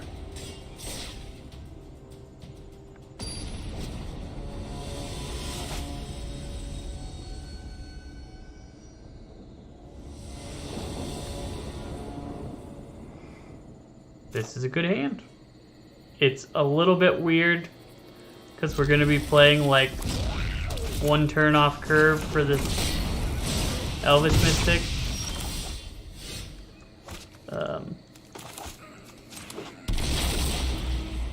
Next turn I think I play Elvish Mystic and Fatal Push. Double Fervent Champions. Hit for 4. That's pretty aggressive. Just kill one. Play this guy.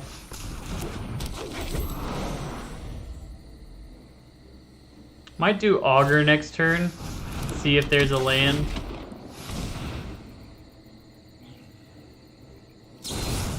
Interesting. I guess we're playing Quirion Beastcaller. Yeah, I don't want to take extra damage if I don't have to.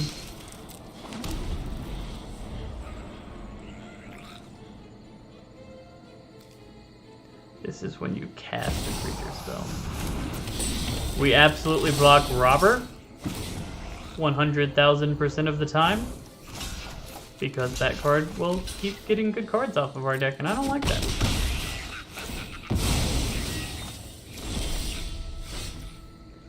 Okay, so do I want Sorin? Probably. I think I will just play Sorin, get my lifelink vampire. Out of my way. They might just have a way to remove it. 3 damage spell, and then remove Sorin, but that would still save us 4 or 5 life. Sorin's great for life gaining against aggro decks, and if he just wants to play Bone Crusher. How interesting. Let us see what's on top. That hurts so bad. I can't reveal it. I don't want to lose that much life. A fair trade.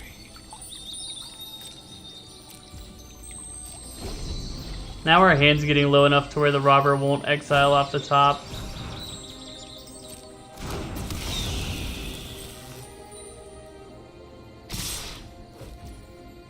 How interesting. So you can block you, and you can block you, and I can take 2. Embercleave. Embercleave is everywhere today.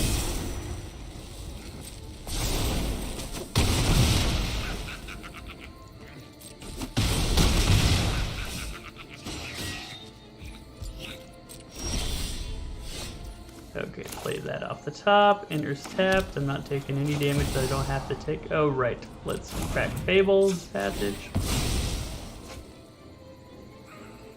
Get a Forest. Wow, all our basics are right here on the top. I guess we can. We could have drawn it with Sorin, but I think it's better to just get down our defenses.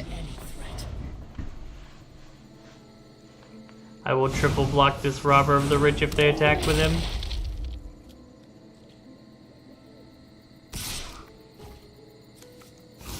Ding, ding, ding. Which one do you want to kill?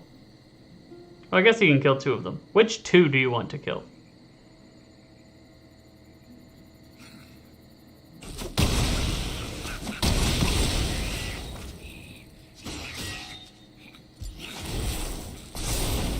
Oh, Fervent Champion given an equipping bonus?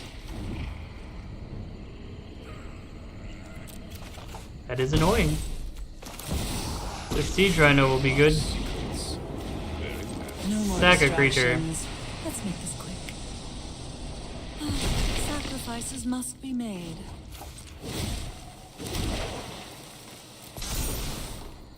Diversity is our greatest strength. Okay.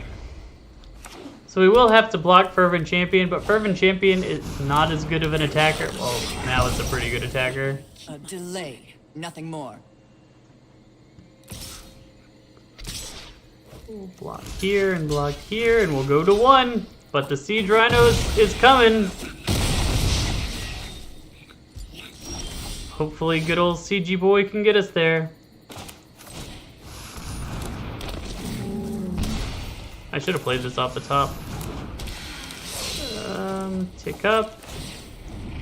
Decline to reveal.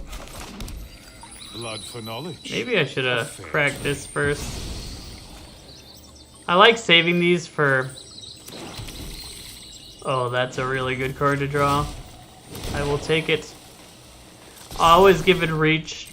I call, Just because and Ikoria answers. it is useful to be able to grab Torbrand. Does that make us dead? It makes us pretty dang close to dead.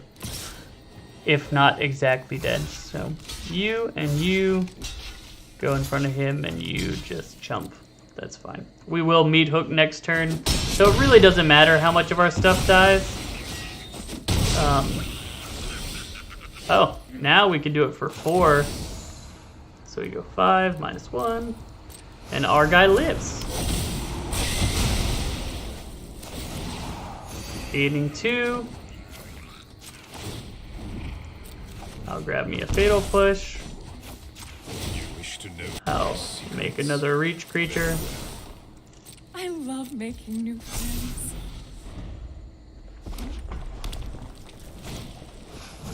Oh hey, something I can fatal push.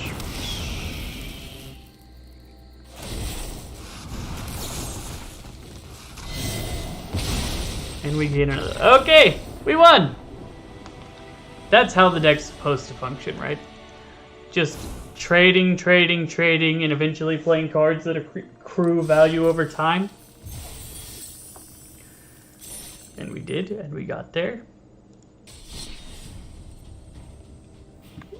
I think I want to swap decks. Let's go explore Soul Sisters while we're in Explorers. The decks with the more interesting names are Brawl decks, in case you were wondering.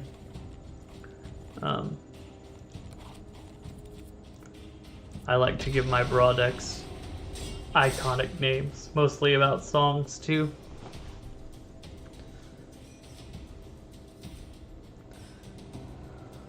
And I always like making my Brawl decks around themes. Like, I don't know if I played the Evelyn one on stream, but that one's all about taking your opponent's stuff. Like, playing your opponent's deck instead of playing your own deck.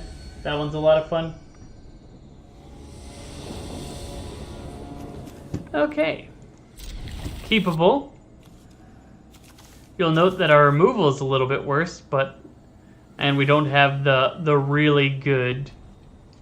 We're stuck with Inspiring Orator in this list. So we have really bad Soul Sisters, but not the worst.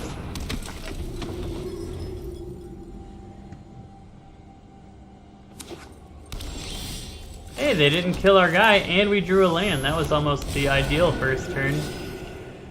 And as bad as it normally is to not have a play on turn 3, having the ability to save Voice of the Blessed with Valorous Stance could be very useful. Or we could do this. Inspiring Overseer is a great card, because gain a bunch of life on our Voice of the Blessed. And we get to draw a card, getting us closer to that land drop. Oh, our opponent has already left. Well, that was fast. I did not expect us to win that quickly. To be honest, I think this is probably the least tuned of the list that I have. And it's also, I think, the Soul Sisters Explorer and Historic ones were the first 2 decks I ever made on Arena, because you got a bunch of the Soul Sister components, at least the slightly watered down Soul Sister components, in the... I'm gonna get rid of Circle. Vanishing Confinement is generally easier to make work. It hits enchantments, it hits artifacts. 4 tapped creatures, which, sure, tapped creatures is not ideal, but it's better than not being able to hit artifacts. Oh, sweet. This is my favorite starts in this version of the deck, is going 1 Soul Sister into 2 Soul Sister into our big plays. We do need to keep drawing lands, but interesting. They're playing Legends. I'm not exactly sure why they would play Mox there, because there's not really a 1-mana red. I guess they could have Shock, maybe? But I wouldn't expect them to be running Shock. And if they were running Shock, they definitely should have cast it before I got to a 4. And if you're thinking, oh, we can eat their bodyguard when he attacks, I want to tell you something and be very clear about it. We do not block in Soul Sisters. We do, however, kill tap creatures.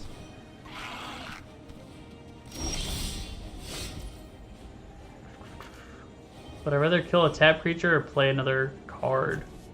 think I'm gonna play another threat. Get this guy up to a 6 power flying vigilance so that he can attack and defend.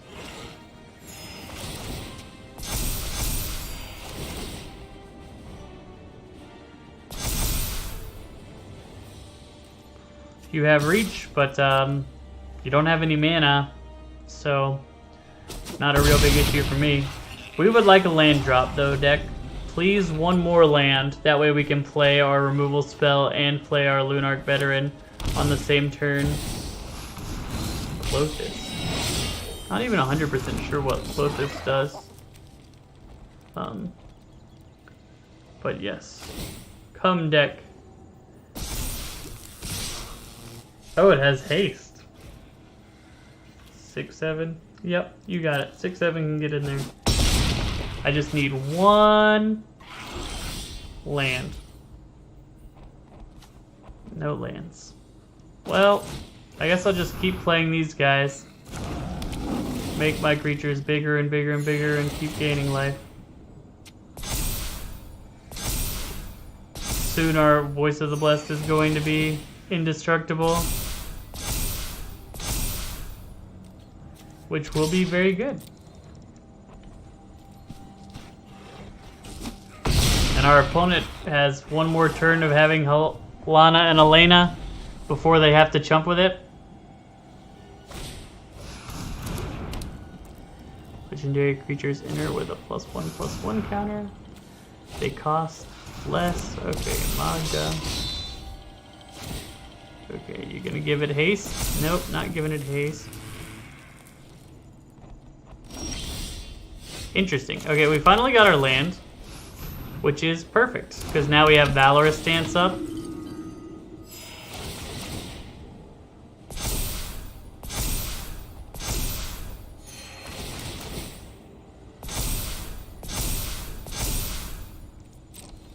What is the third one?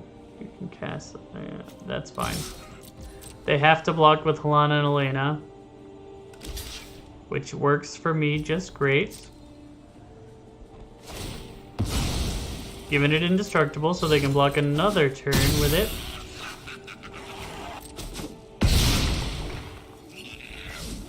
That's fine.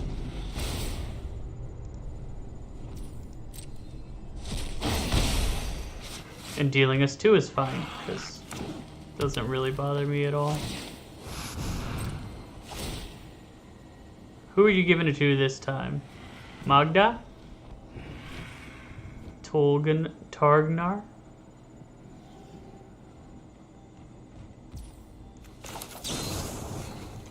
I'm just gonna kill it out from under your play.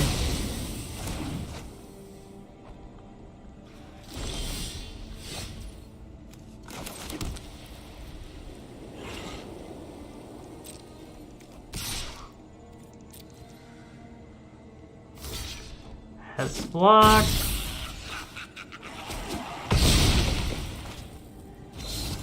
Makes it not a creature. Kill your Banishing Slash. I mean, kill your Bard class. Good luck, opponent.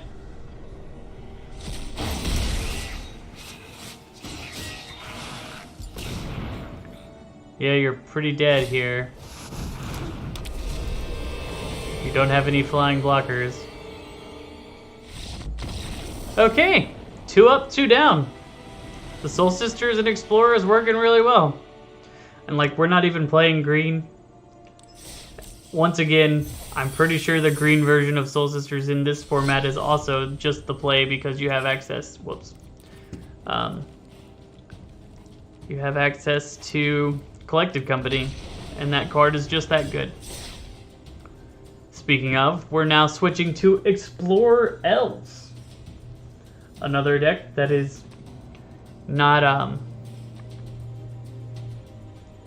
it's really good. It's not quite as good as our other version. We only have 1 mana doubler, and that's the reason that, or not mana doubler, but like super acceleration card is the reason why Explorer Elves is not as good as Historic Elves. But it is still fairly strong. Like, we're main boarding a Reclamation Sage. You don't want to be doing that. Oh, this hand is cracked. Plain color, go away. So if we could draw either a 1-drop elf or a land next turn would be ideal. If we don't draw a land, I'm just going to play the Visionary and attack for 1. If we do draw either a 1-drop or a land, I'll play the War Master out because it's the higher upside play. It's always important to make sure you're getting the most out of it. War Master is a card that when I first saw it, I was like, yeah, I don't know about that. Like, the old elf list that I read played the 2 mana that makes an additional 1/1. So how dare you even consider... Yeah, I'm just going to play this guy. Draw a card. I might should have played Leaf Crown Visionary. That might have been better. But I just wanted to try and draw a card to get a land. Oh, hey. I can Rex Sage that. And I think I will. It's just too much fun not to.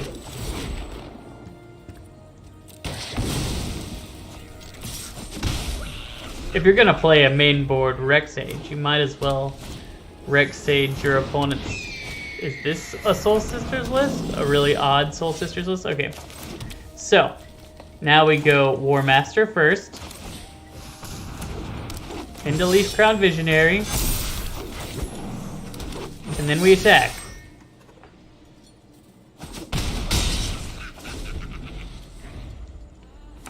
And next turn we have Collected Company. I highly doubt they're playing Wraths, so... Linden's pretty good. In a similar vein to how I say that we don't block in Soul Sisters, you don't really have to block in Elves that much, too. As long as you have 1 life, you're completely fine. Oh my goodness. Marwyn. I want to play Marwyn so bad, but I think Collected Company is just better. Because we could even hit a Marwyn, but like... that much mana would just make this game over. I wonder if our opponent sees that we have Collected Company mana, or if they think we're just being weird. Making a Pride Mate, probably. Oh, that's kind of odd. I don't know why he'd tick up there unless his whole plan is to 0 it.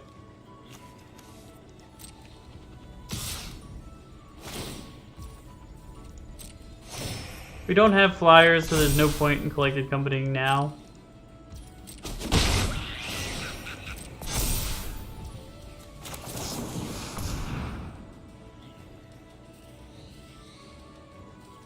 Okay, Twinens, Elite, and Visionary. Get a bunch of elf tokens. Draw a card. Now we play Marwyn next turn. Marwyn into Leaf Crown Visionary. I'm not gonna pay. Marwyn's gonna be our best card in this matchup. I think I will pay for this one.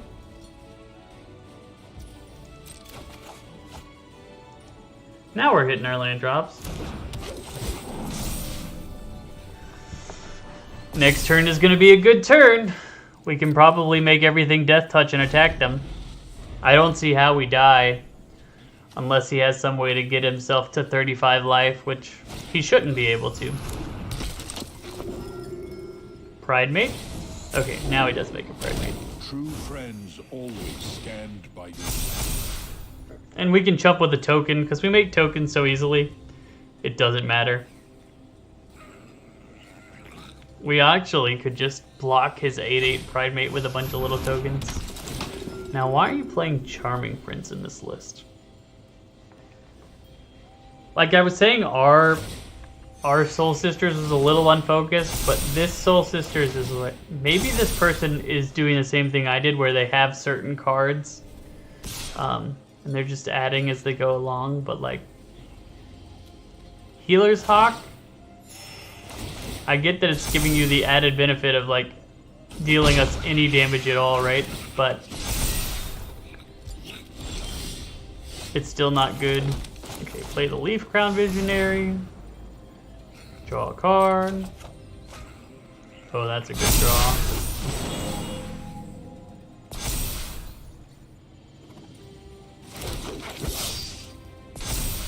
Play an Elvish War Master. Draw a card. Oh my. And not gonna pay for that one. Okay, so now we have 8 mana to play. So I think we just 8 mana, give everybody this, and charge on in there.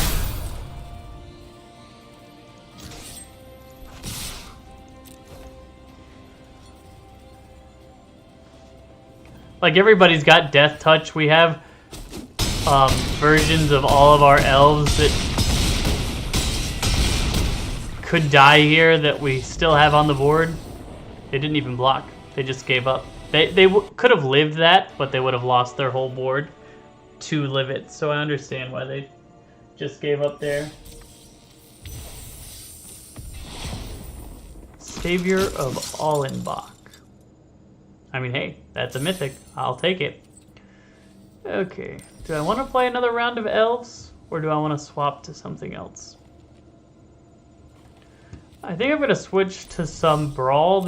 I've been having a lot of fun. Like, I didn't think I would like brawl, and there's still a bunch of people that have very sweaty decks in brawl, but my deck More Bounce in California that's all about enter the battlefield triggers is just like everything I want to be doing in Magic.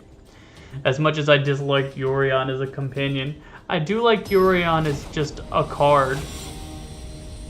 And having it as my commander is a lot of fun.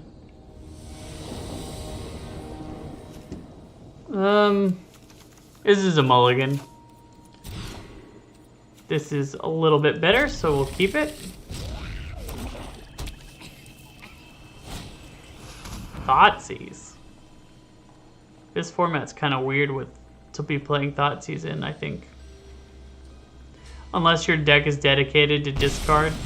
My Farewell.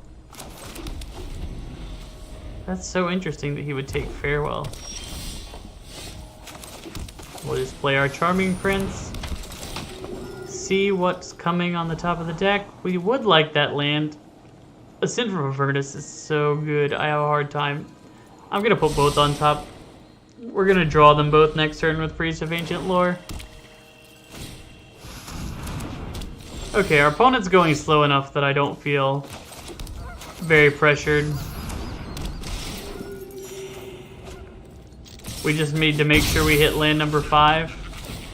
If we hit land number 5, we should be in a good position. They're probably going to, yep, do all 3. But that does put their life total pretty low.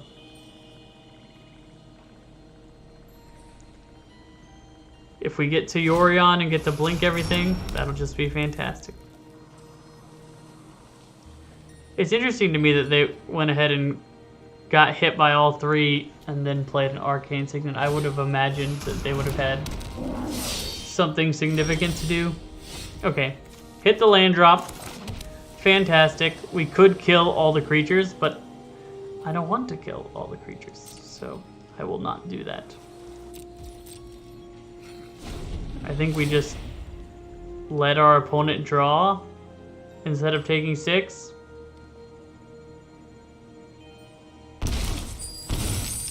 Maybe that's wrong. Maybe we shouldn't let our opponent draw and we should just take 6. That's probably better.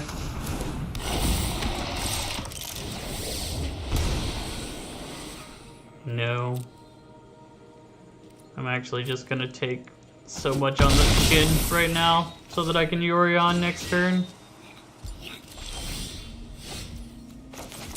Okay, Yorion!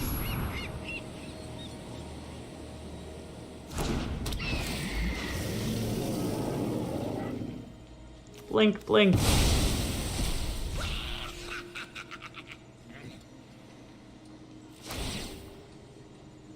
Coming back.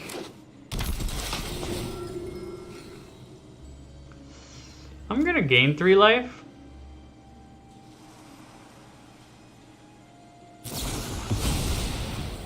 Good devil. A lot of people playing Bedevil.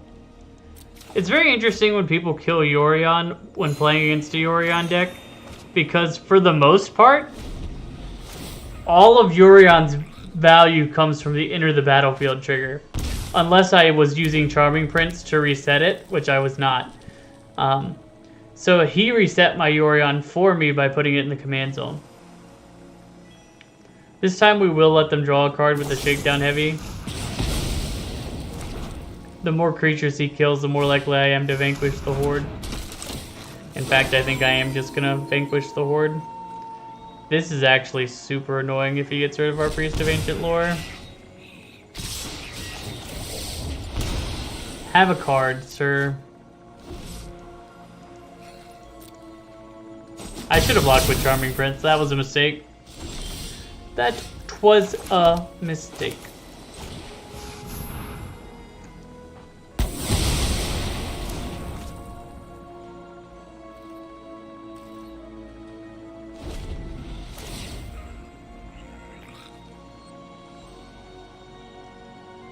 So next turn we play Sanctuary Warden, probably. It gives us 2 blockers, one with a shield counter.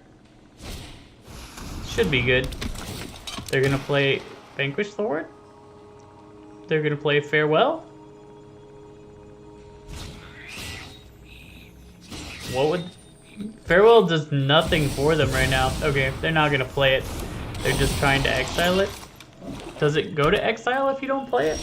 It does, okay. So we play Sanctuary Warden. Draw a card. I would love to get an Ephemerate. This card's also very good as a blink target. You just say, hey, that creature you had, now it's in your, a different creature and it's in your hand. We might be dead here, actually. It's very close.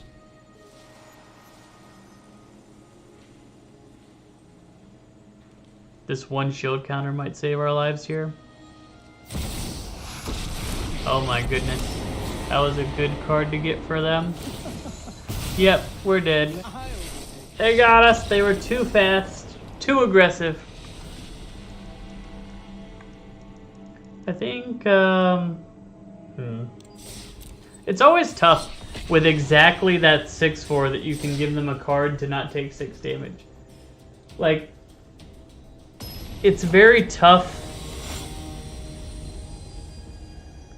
I think it was pushed a little too much in design. But that happens sometimes. This will be a good hand if we can hit any of our cards that we want to blink. But our whole deck is made of cards we want to blink, so ideally we would hit it. Playing against enchantments. At least we have Swords to Plowshares. We can get rid of one of the enchantments. Okay, we're having all of our payoffs and not a lot of our... Okay, there we go. We got something we want to blink. That's perfect. Oracle of the Alpha. Put the power 9 into our deck.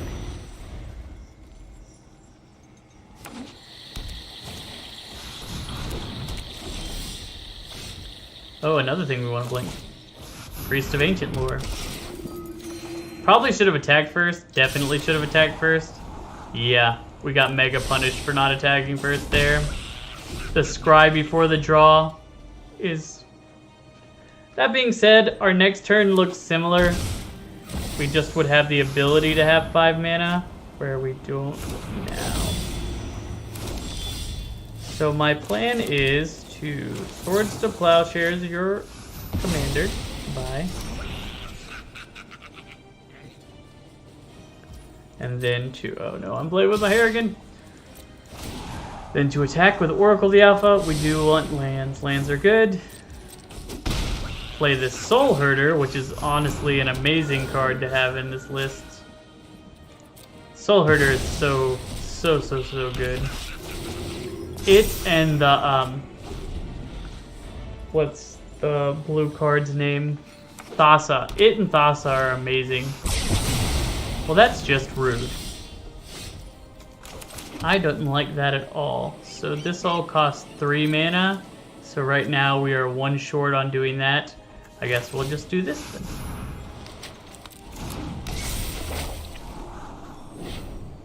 Time Twister's very good. We want the land first though. Land, Time Twister. I want all of these cards. That's kind of fantastic. Put it like that. Decline to reveal my planes that I wanted. That might give up the game. I imagine he just plays his commander again, and if he does, I'm tempted to just blow it up. But bringing back all my stuff seems more value-centric, so... I'll get to draw all those cards that I wanted from Urza's Assemble the Titans. I have a number of Planeswalkers in the deck is why I run this card.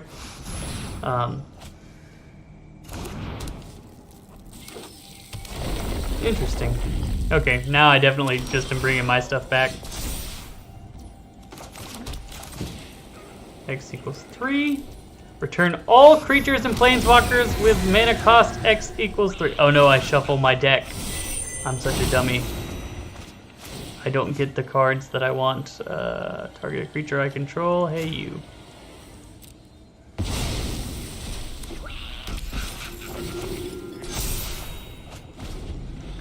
Still, I think we're in a good position. We've got good things to blink. We still have Yorion up. We have an Ephemerate next turn. If we happen to draw a Planeswalker, we can activate it twice with our Urza Assembles the Titans, but I don't know that that's necessarily what we want to be doing.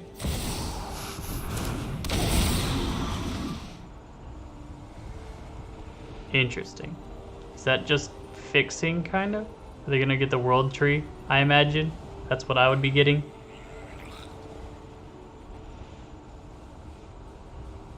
Or something that gets rid of graveyards, maybe? Baldur's Gate. Are they trying to beat me with mazes it?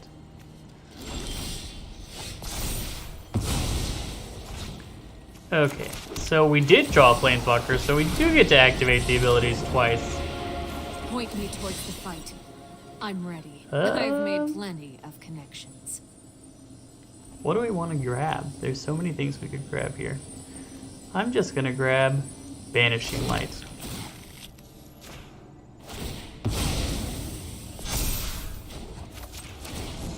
Make my Soul Herder into a flyer. Ephemerate my Priest of Ancient Lore.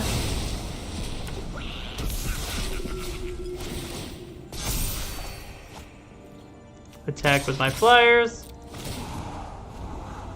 Sure, I'll take that.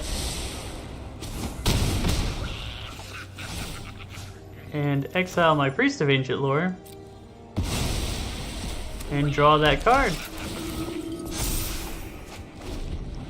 They can kill Elspeth, but that doesn't really bother me. Elspeth has done more than enough getting a Banishing Light and making my Soul Herder fly.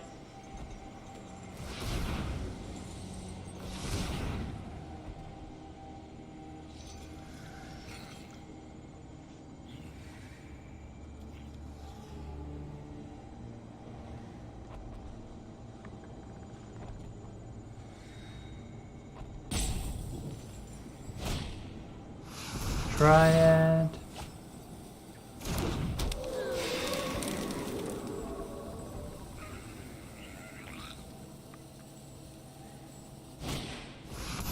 Yesterday I went to a basketball game. It was like a bit of a drive, 2-hour drive away.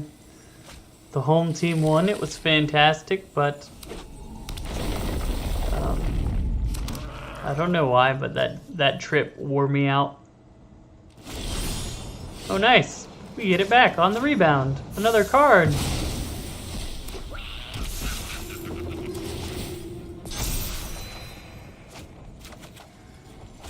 Okay, play a land. Make our Soul Herder have Vigilance. Play this Fibblethip. Draw another card. Play this Mox Ruby. Go to combat. Attack with these two. Scry. Don't really want any more land. Feeling good about the number of lands that we have.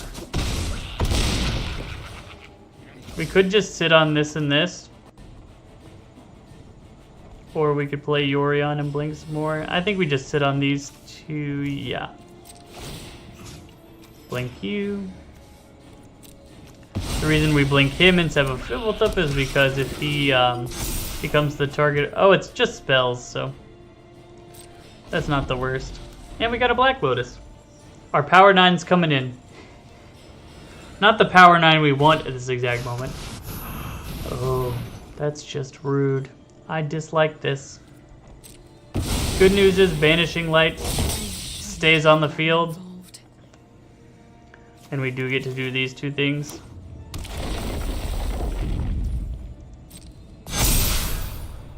They can get a pretty good attack in, though.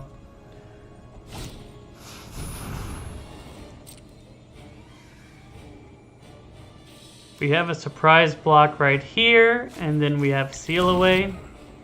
Sanctum of All. Don't like seeing that. Okay.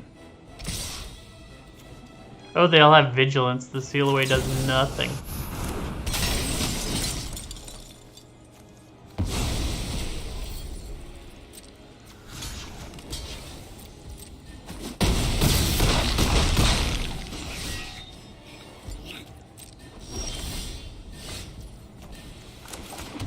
Okay, so we play this Black Lotus.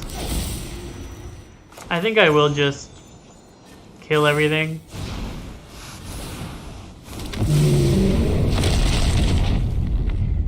Then play this guy.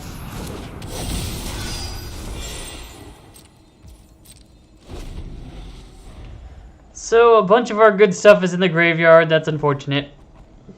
It's gonna make it harder to win when everything's in the graveyard.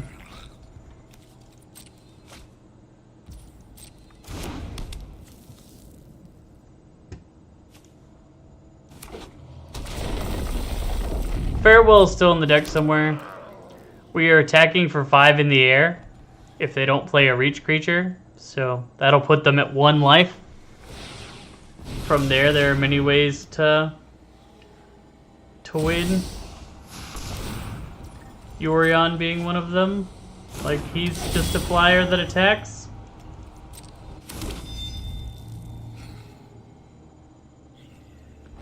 One trick I do like to do is use these Banishing Light effects on commanders, because most of the time people will be like, well, I'll just put it on a different creature.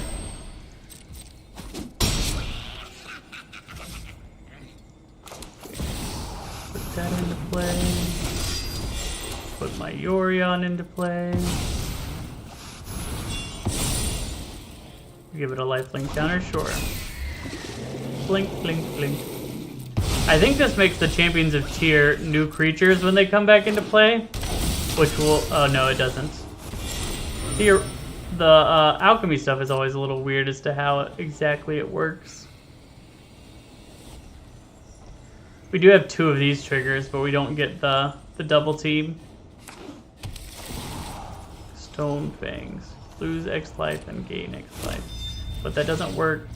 I guess it does come in before the upkeep. He's still only at 6. We have a lot of attackers.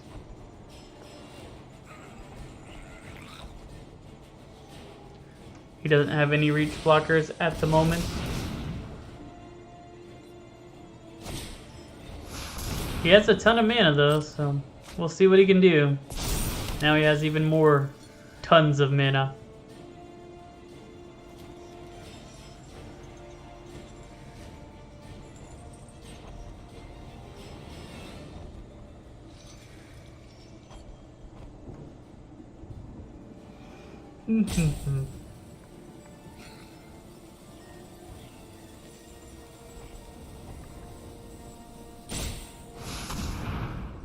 How interesting.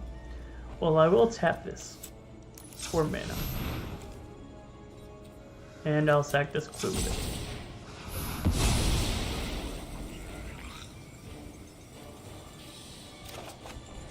Oh, that's a good card to draw. Now he does have a reach blocker. That is awkward.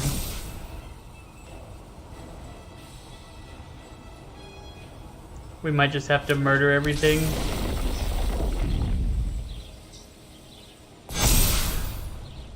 This seal away has been terrible because of that Felidar retreat, which is ironic. I would never really expect a Felidar retreat to make such an impact. Okay, so yeah, what we're gonna do is we're gonna blow up all the creatures. If he was gonna do that, why did he not do it before he played his land? So that he could get all of those creatures' counters? I mean, it's Commander. Sometimes sequencing can be very difficult. I will block everything, because I intend to murder everything anyway. What is the point in not?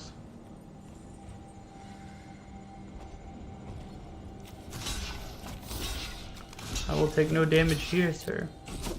Can you tell what I'm doing yet? Can you feel the wrath coming?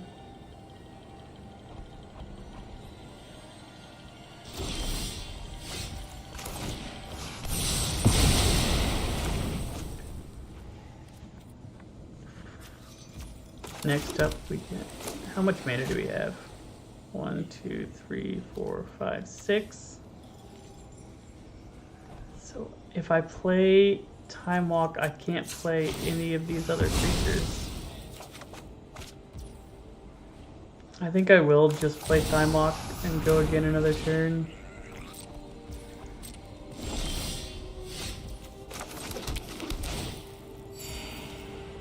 Play Welcoming Vampire. Give it a lifelink and a +1/+1 counter.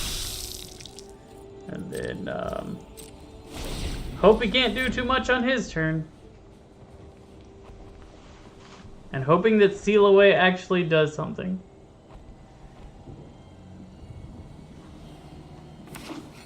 But I don't have very high hopes for that. Is that the mana one? It is. How much more mana does he need? I feel like he's got almost infinite mana.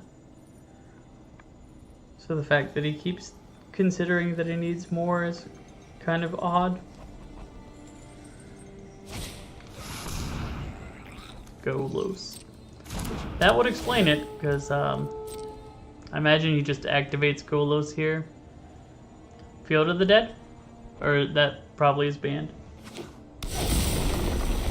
So I don't think we're winning this game. We have not lost at this exact moment. Farewell will still save us here, but we're definitely not in a good position.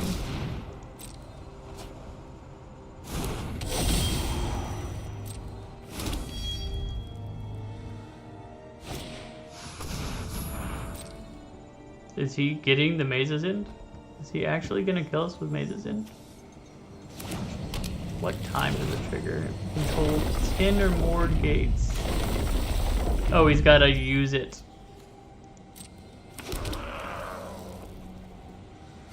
So he wins next turn, basically.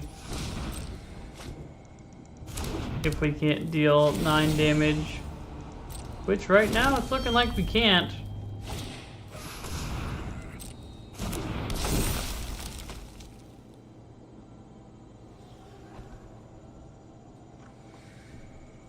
He still doesn't have a reach creature, so that's one positive. If we can somehow get 6 counters on it, oh, now we have to get through 15 life. Goodness gracious. And that's the card that kills things, and he can kill our Welcoming Vampire. Yep, I think he got us, opponent. We only have a Farewell that will save us now. And even then, I think you still win with the you still just win with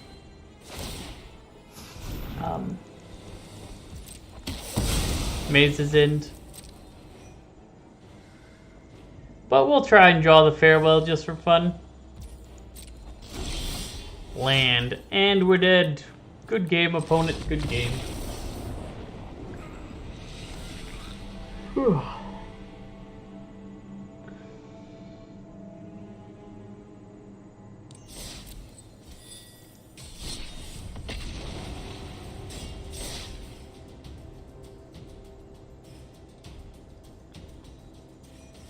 But if you don't get the reference in the title of the deck, it is from a song. And the song isn't bad, even though it's kind of odd if you just look at the lyrics, but it sounds good. Rigo.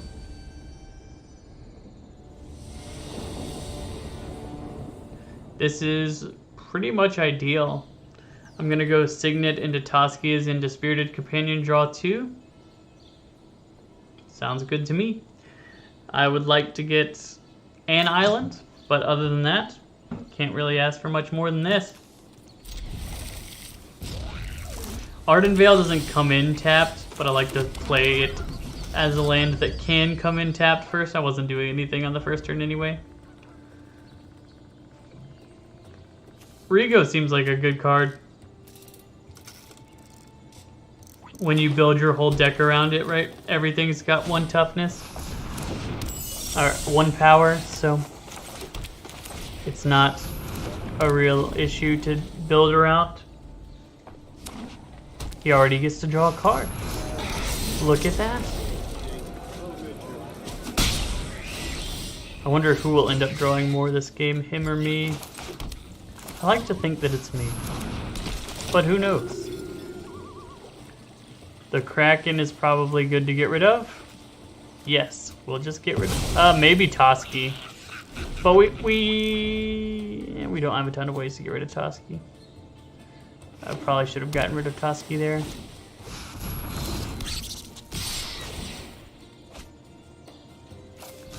Oh, I will kill this guy.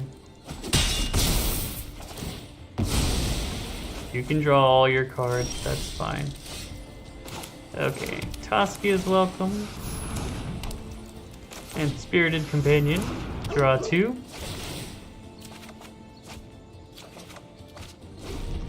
So the Destroy is not going to work on Toski. That being said, any blocker will work on him himself, and the Destroy works on all the other creatures, so.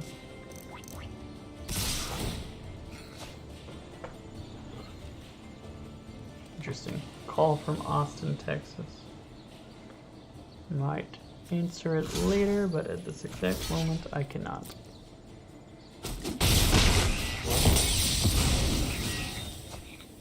The reason we did that is because we have a Sin from Avernus. We can get both of our things back. Like we're building up the mana.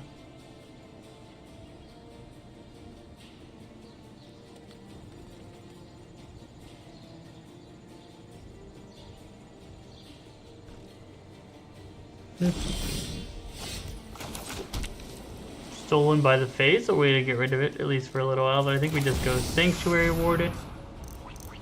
Make a token, we can block Toski with the Warden.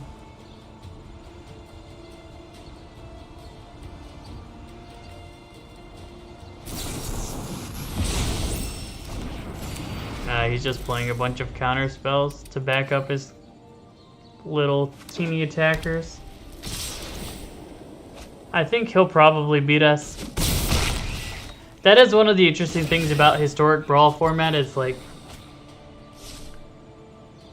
you can play it as competitive as you want. I tend to like playing gimmicky theme decks, which can have good cards. Like obviously this deck has a bunch of good cards in it, but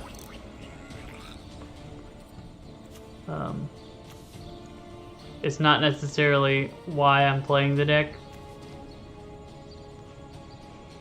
Yeah, I'll just play Doomscar and let them counter this one, or Unbreakable Formation their team.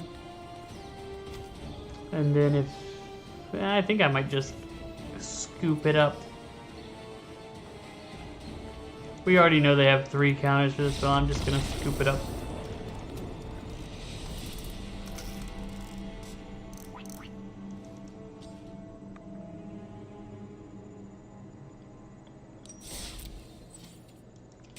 I think I might potentially make it a little bit shorter stream today.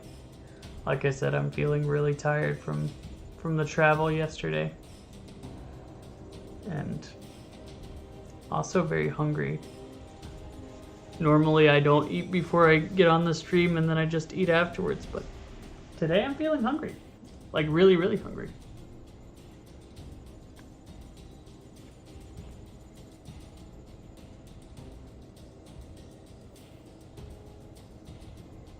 That being said, I don't know if it's just the variety. Like, it feels like we've been streaming a long time. Like, I've been streaming a long time because of how many different decks we've been playing. But, like, it hasn't actually taken all that long. Like, we've only been online for 2.5 hours. Normally, we're up near 4 before I close, but I feel just absolutely exhausted. This is not bad. I will take this. Play this first. Tezzeret the Schemer. He do be scheming though. Looks like an artifact deck probably, because their commander's all about artifacts. But then again, they might just want to play blue-black. I've seen people do it before. They're like, I'll just play any blue-black commander. Okay, things are going well. They didn't do anything there. We can play this guy.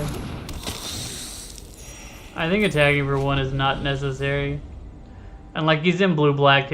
Those are flash colors. I don't want to get got. Here's what we're going to do. I'm going to bounce that back to his hand to slow his mana production down. Or do I just want to draw a card? I think I'll just draw a card.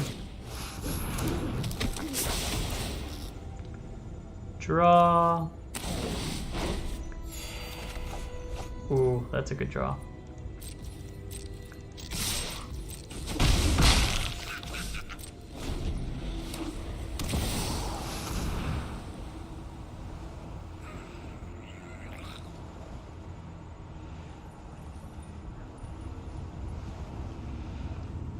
Okay.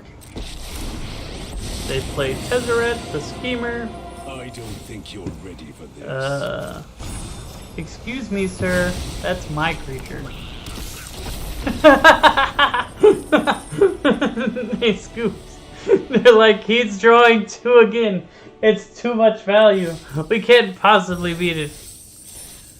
But I mean, I get it. I get it. You thought that you had a way to catch up on the board, and all of a sudden, it turned into your opponent drawing 2 more cards, as well as your commander being dead next turn to hit the board already. And I had a Yorion that was coming down next turn to blink everything again. So yeah, I definitely get why he did it. But it was funny.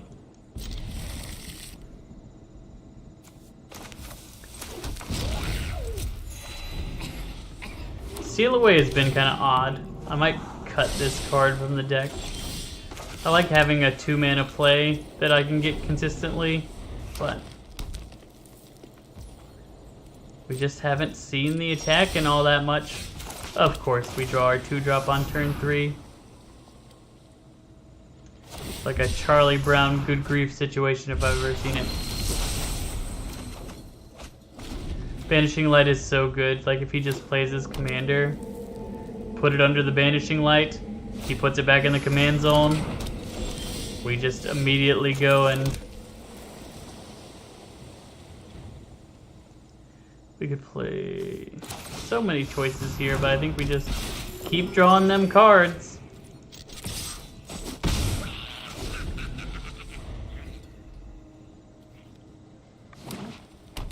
Commander time? If he plays his commander, we'll play Banishing Light, and then we'll play Spirited Companion, but if he doesn't play his commander, we'll just play Yorion and draw 2 more.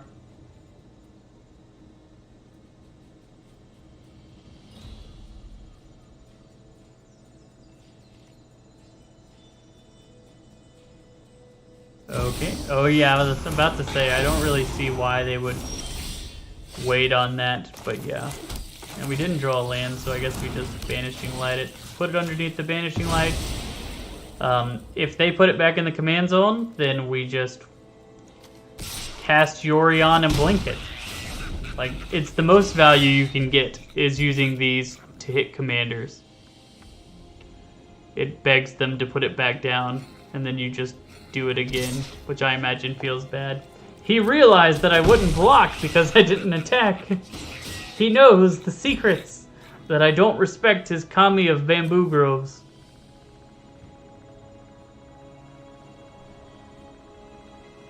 If he kills one of my draws, I won't play Yorion. I'll just double draw with Spirited Companion Aether Channeler. But if he gives me, if he doesn't do anything like that, I'll just play Yorion. And I can also get his Chromatic Lantern under my Yorion, under my Banishing Light when I Yorion, which is always nice. I can't believe he would do such a thing. What a jerk. And exiled my graveyard. He is the worst. Now I gotta play this Teferi. I wanted to do fun stuff, but you made me play a Teferi. How do you feel, opponent? This is your fault, not mine. I can't bounce when I have nothing to bounce. You did this. You made me do this.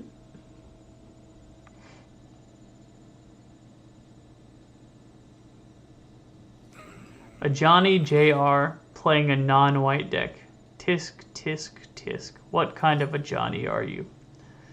Well, I guess Junior Johnny has gone off the rails with his black, red, greenness. Demolish. Killing my land. You got it. I could... It's technically correct to float mana to suggest that I could do something, but like... Whatever. We're just gonna draw cards.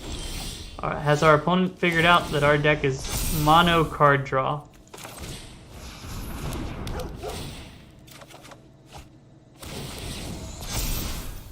Card draw? Card draw?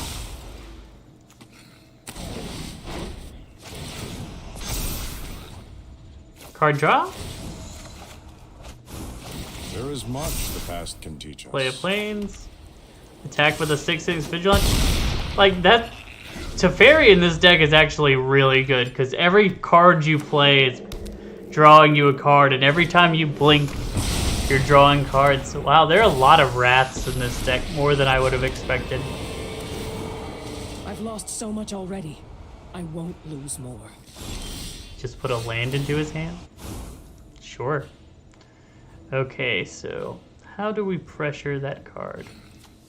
Well, here's what I'm going to do first. I'm going to draw 2 cards, because I like to draw cards. I should have made a dude before I did that. I was considering whether I wanted to draw with Teferi too. I've got eyes. Why does it say we can play the lantern? Oh, the Mightstone plays the lantern. I completely forgot about that.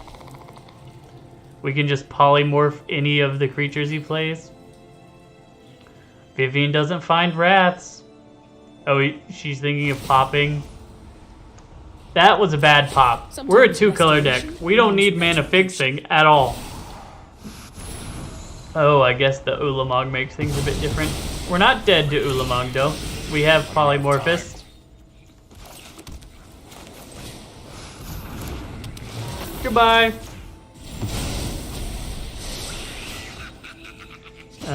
Then we'll just play card. And we will reveal. Which one do you want to give us, opponent?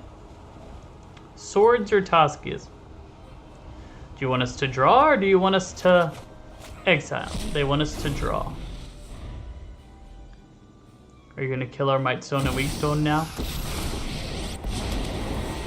Our opponent's real big on shooting all of our stuff, and they play as many Planeswalkers as we do. I wanted that taken out which too. is awkward.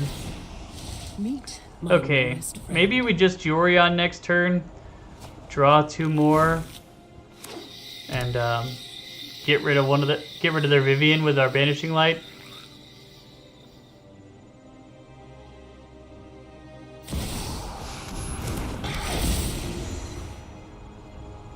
We can basically clear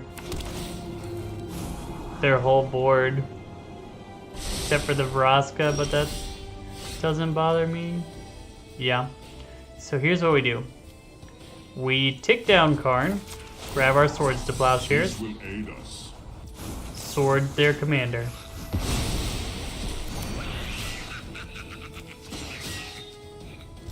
Next we play our commander. Blink, blink, blink. Bring him back. Get the Vivian. Draw 2 cards. Not bad for a mouse. I'll get rid of this. Doomscar. Yeah, I'll get rid of Doomscar.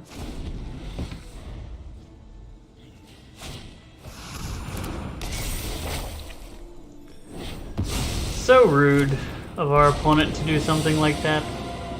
Every fight Also, makes me stronger. very convenient draw. No one said Once again, our restoration opponent was doesn't realize the basic principle that Yorion's value was already done being on the board. You're not getting additional value from that. Maybe I just farewell this turn. That seems fine. Its loss will serve us. Yeah, I think I just farewell this turn. Get rid of... Well, Binding has really done what Binding does. Why are they playing so much land destruction? Seems honestly terrible. Okay, so here's what I'm gonna do. Teferi, Tuck Corvold, Let's take it back. Karn, make a Karn Struct, Awaken. Fibblethip, draw a card. Ooh, Thassa. Thassa is one of the best things we could have. Hard to get rid of. Like, I really don't mind Binding of the Old Gods now. There's no reason to worry about it. Stop nature. Hey, found a creature, a Scoot Swarm. That's a pretty good creature to find, because it could potentially be more than one creature. But I will make you block with it.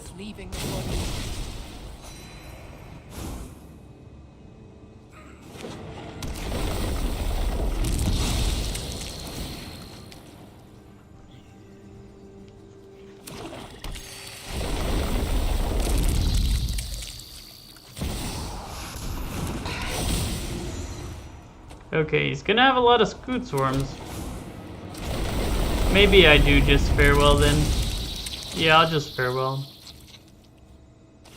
Not a huge deal. Do I want to get rid of his graveyard? Probably, because it means Soul of Windgrace will have less impact. Graveyard, enchantments, creatures. Yep. Run it like that.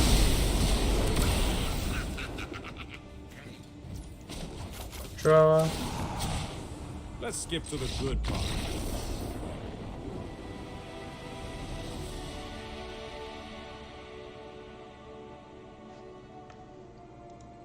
Wow, they gave up.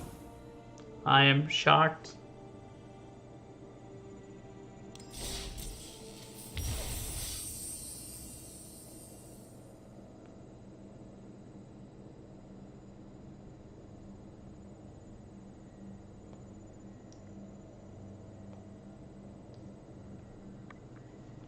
That's weird. Okay.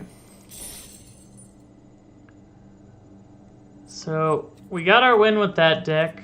Anything else that I want to play before we stop for today? I have a couple of things that I have to do that I'm getting people texting me about, so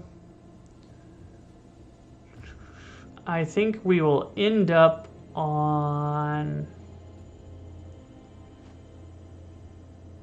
brawling. Yeah, we'll end up playing standard brawl with our brawling deck.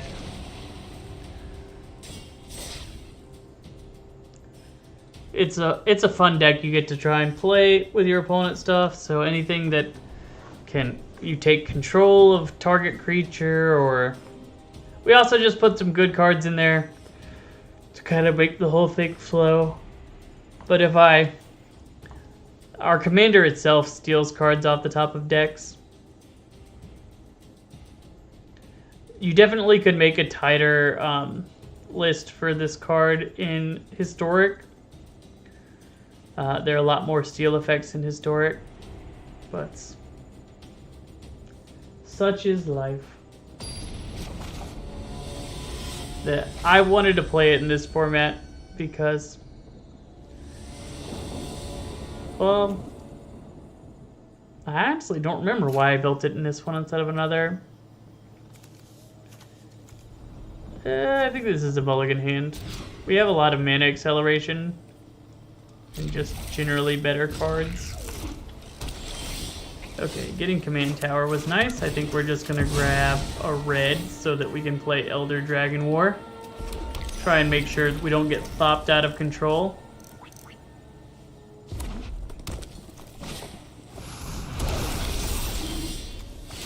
Okay, next up, Malevolent Hermit. He can stop those non-creature spells like our opponent's commander. And he's a creature. He does everything.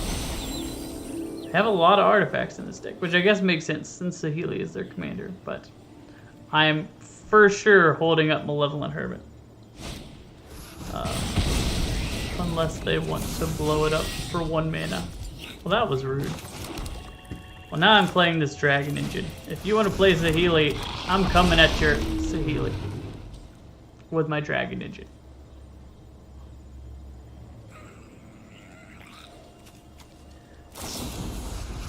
Weird. That seems pretty low value to just bounce that.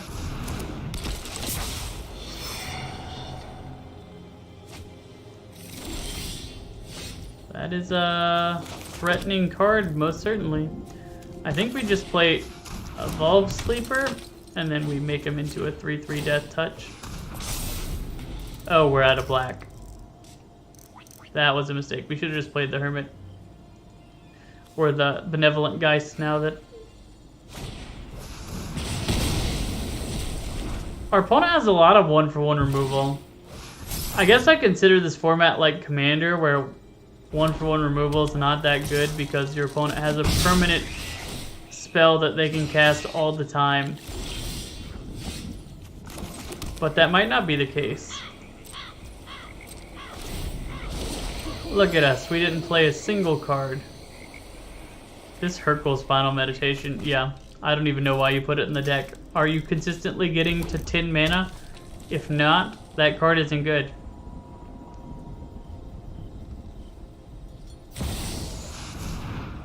Sure, play your Karn. Play your last pathetic Karn, Yugi. In the right hand.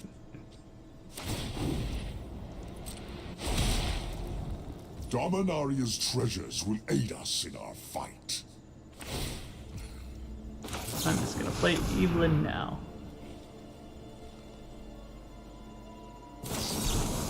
Oh my goodness. Wash Away is a busted card in this, I feel like it should be banned. It goes against the spirit. If you could just 1 mana knock out a commander, that feels kind of rude.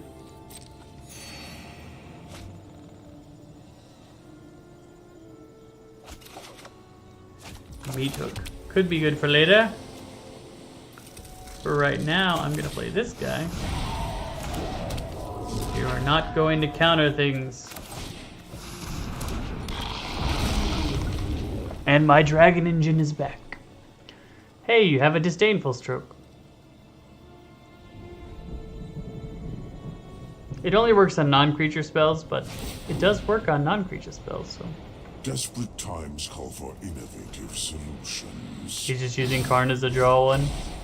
I don't think Karn Living Legacy, even in this kind of standard for, well, I guess that's Saheeli. He's trying to make the artifacts work with Saheeli, so it might be worth it. If you can tap his Power Stones for cards with Saheeli, that's pretty strong. Okay, I take it back. I take it back. Karn's Living Legacy, a worthy include. What just happened to one of our cards? Where did it go? Oh, they stole it. They stole it forever? That's so rude of them. I dislike when my things are stolen. But I will attack your card.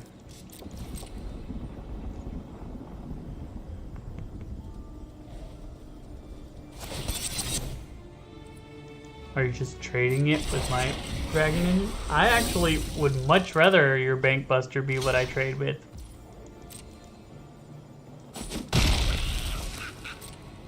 This is kind of ideal. And you drew, so now I get to meat hook your other two away? 1, 2, 3, 4. Goodbye.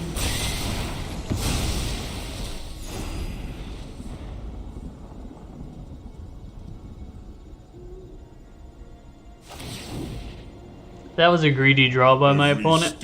They already have so much card draw. There really wasn't a point to doing it. They should have just held up Disdainful Stroke. But I understand the call of greed. It's too much for most people to handle, and I'm one of those people. We're definitely really, really behind in this game. Why would you discard that? He's so close to casting it for full value. Okay, play Liliana Zoya. Take up. Nobody knows Dominaria's shadows like... I'm tired of your secrets.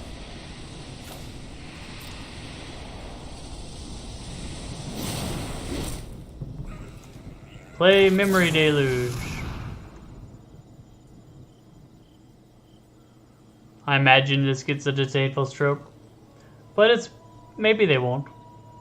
But it just seems reasonable. Yum. We could still cast it again for the graveyard. And we have our Planeswalker versus their Planeswalker. And our Planeswalker, if uncontested, will beat theirs. But they can also just play Saheeli.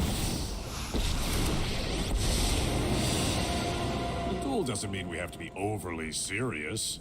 Lighten up. Man, they had so many creatures. So many That creatures. handsome devil. Innovation has no limit. Or so many Planeswalkers. I don't know why I said creatures. Man. My brain is not 100% at this moment.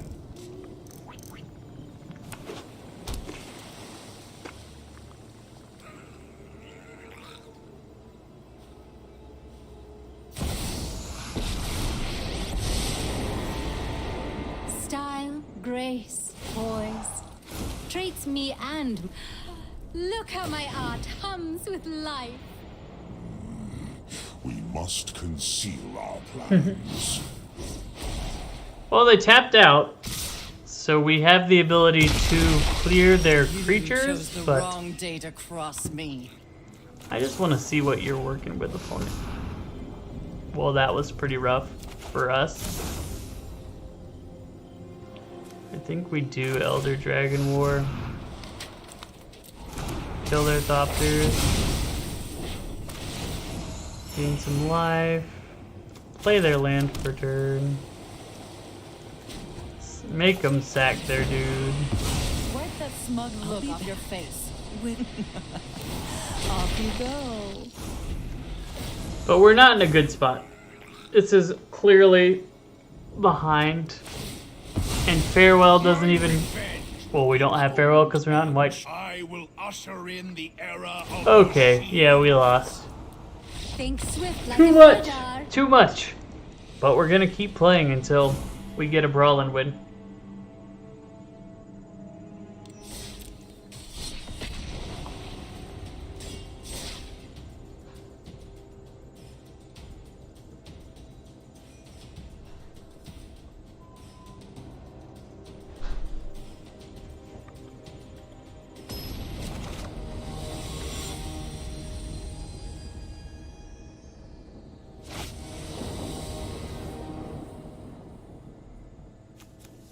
Okay, this is doable, passable, reasonable.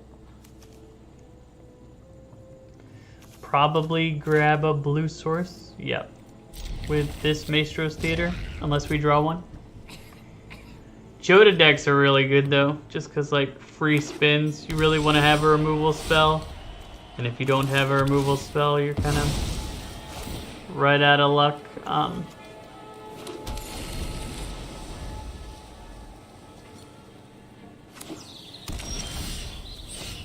But it won't become a real issue unless the rest of his deck goes really quickly.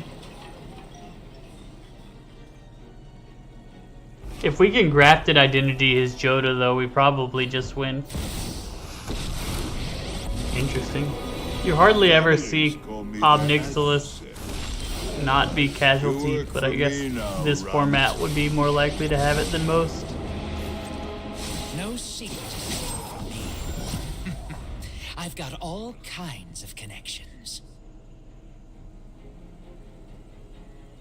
Is he gonna kill my 1/1? If he does that, we'll play Reservoir Kraken. I have enough life to where I'm not super worried about that. King Darien. These lists are so interesting because he just has a bunch of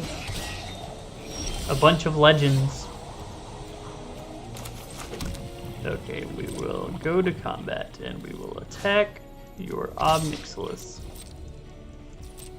You will never gain loyalty, Obnixilis. Not on my watch. Your defiance is amusing.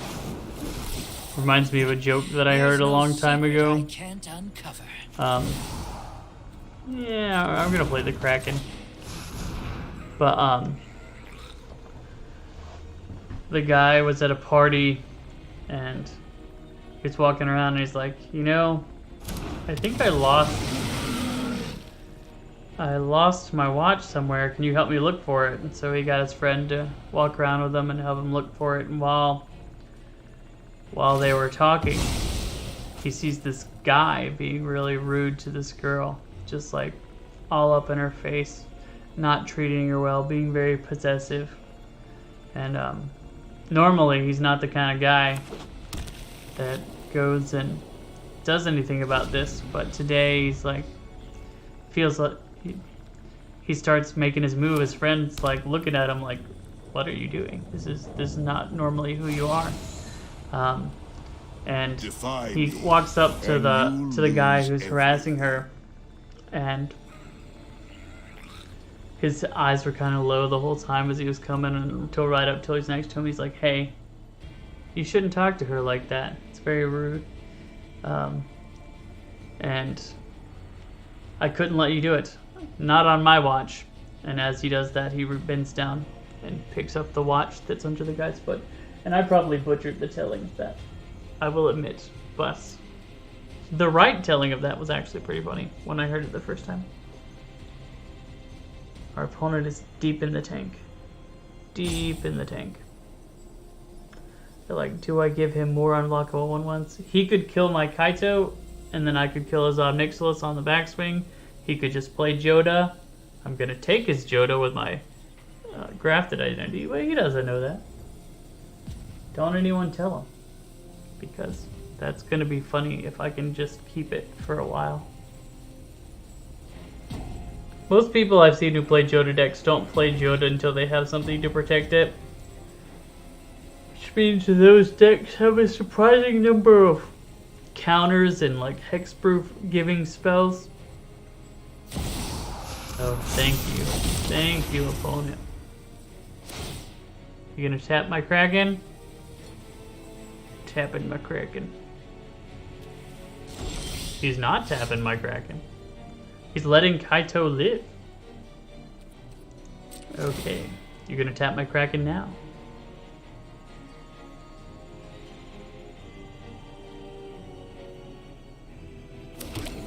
Perfect. Okay, you attack you.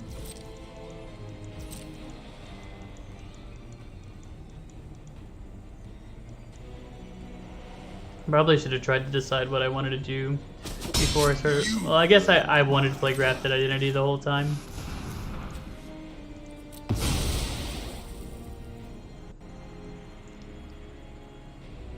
My Joda.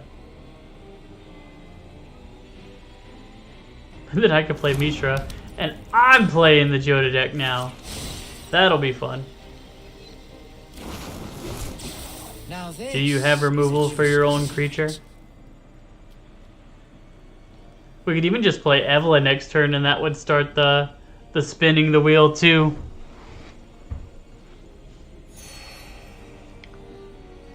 Let's hope that he doesn't have enchantment removal. If he doesn't have enchantment removal, then even if he can get rid of Joda, it won't kill. It won't go back to him. It'll go into the command zone. But yeah, we're Evelyn the Covetous. We've got to covet what our opponent has. Take it for ourselves. Is he going to try and get rid of my Reservoir Kraken? The energy of battle, then guide it like water. Well, that's all of his turns, so I feel pretty good about that. This is what you get And we for can hurting kill- my people. No thanks. Or carnage. Tribute is owed. We can get rid of Wandering Emperor next turn with our unblockable fish, and we'll also make an unblockable ninja. I don't know how many 3-drop legends we have, so maybe we just want to play Evelyn. But, oh, it's only when you cast it from your hand. Glad I checked that. Maybe we will play Mishra after all. Maybe the Dragon Engine is legendary. That would actually be so sick. Okay, we'll play our Mishra. Dragon Engine, Dragon Engine, Dragon Engine, Dragon Engine.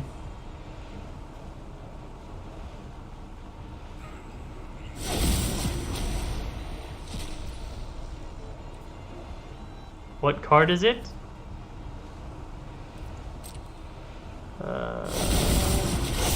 What card was it? I couldn't see it. Oh my goodness.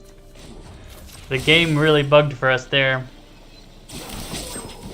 Or maybe I'm just messing, like the UI is, I'm not understanding how it works, but I didn't see the card at all.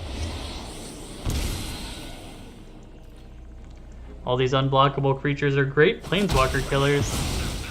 I'll be back.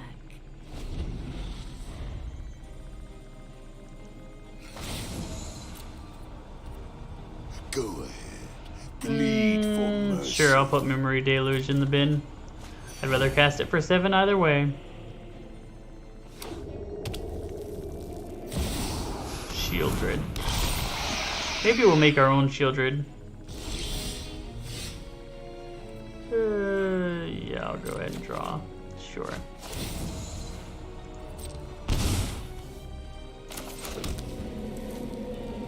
So we have 7 mana. Not ideal. I think I will just make my own Shieldred.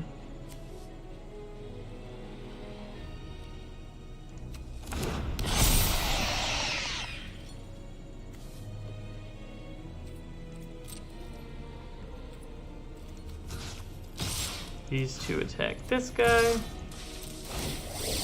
You take 2 damage, I gain 2. Well now, Draw a card. we have a dissenter. I know something you don't know.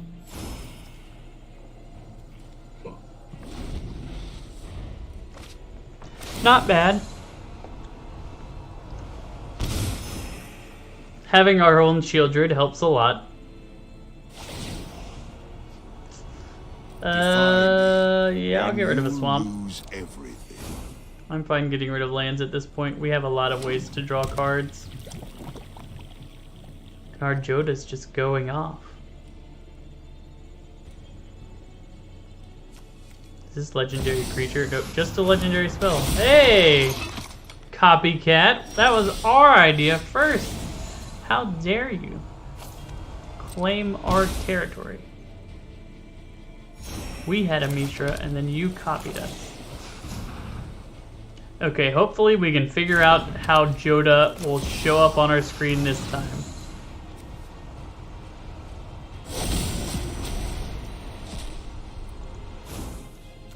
Yes, okay, we will cast. We have a couple more 3-drops than I expected.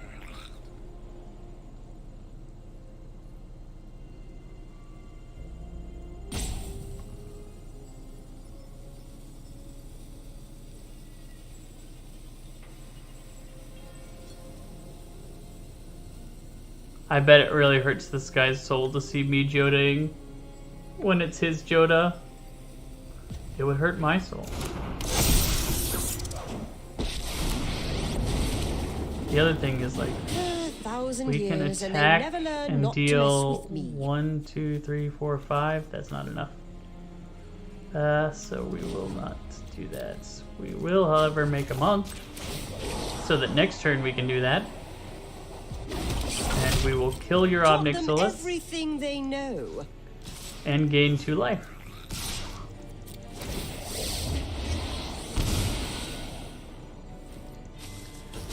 And we have a Cruelty of Gix coming up soon, so that'll be good. Not worth the effort. Did I forget to draw with Kaito? I think I did. Whoops. Whoopsie. Yeah, I don't think they were winning that. As long as they couldn't get rid of Joda or bring it back to their side, they were going to lose that game. Okay. We won a little bit of everything. I didn't really want to play Standard, because we played Standard for a whole stream last time with the Soldiers list. Which, if you want to see this list, this is the list that I, 5-0'd, or 7-win, 7-2, I think it was, the Standard League to get points. Now I have 14 play-in points to use at a later date. But yeah, I've been a Flyer Power. Thanks for watching the stream. I'll be here again tomorrow, and then after that, it's kind of up in the air. We'll have to see. But I will schedule it in advance if you want to join us for the streams. Thanks for watching. Make sure to like and subscribe, and I'll see you next time. Peace.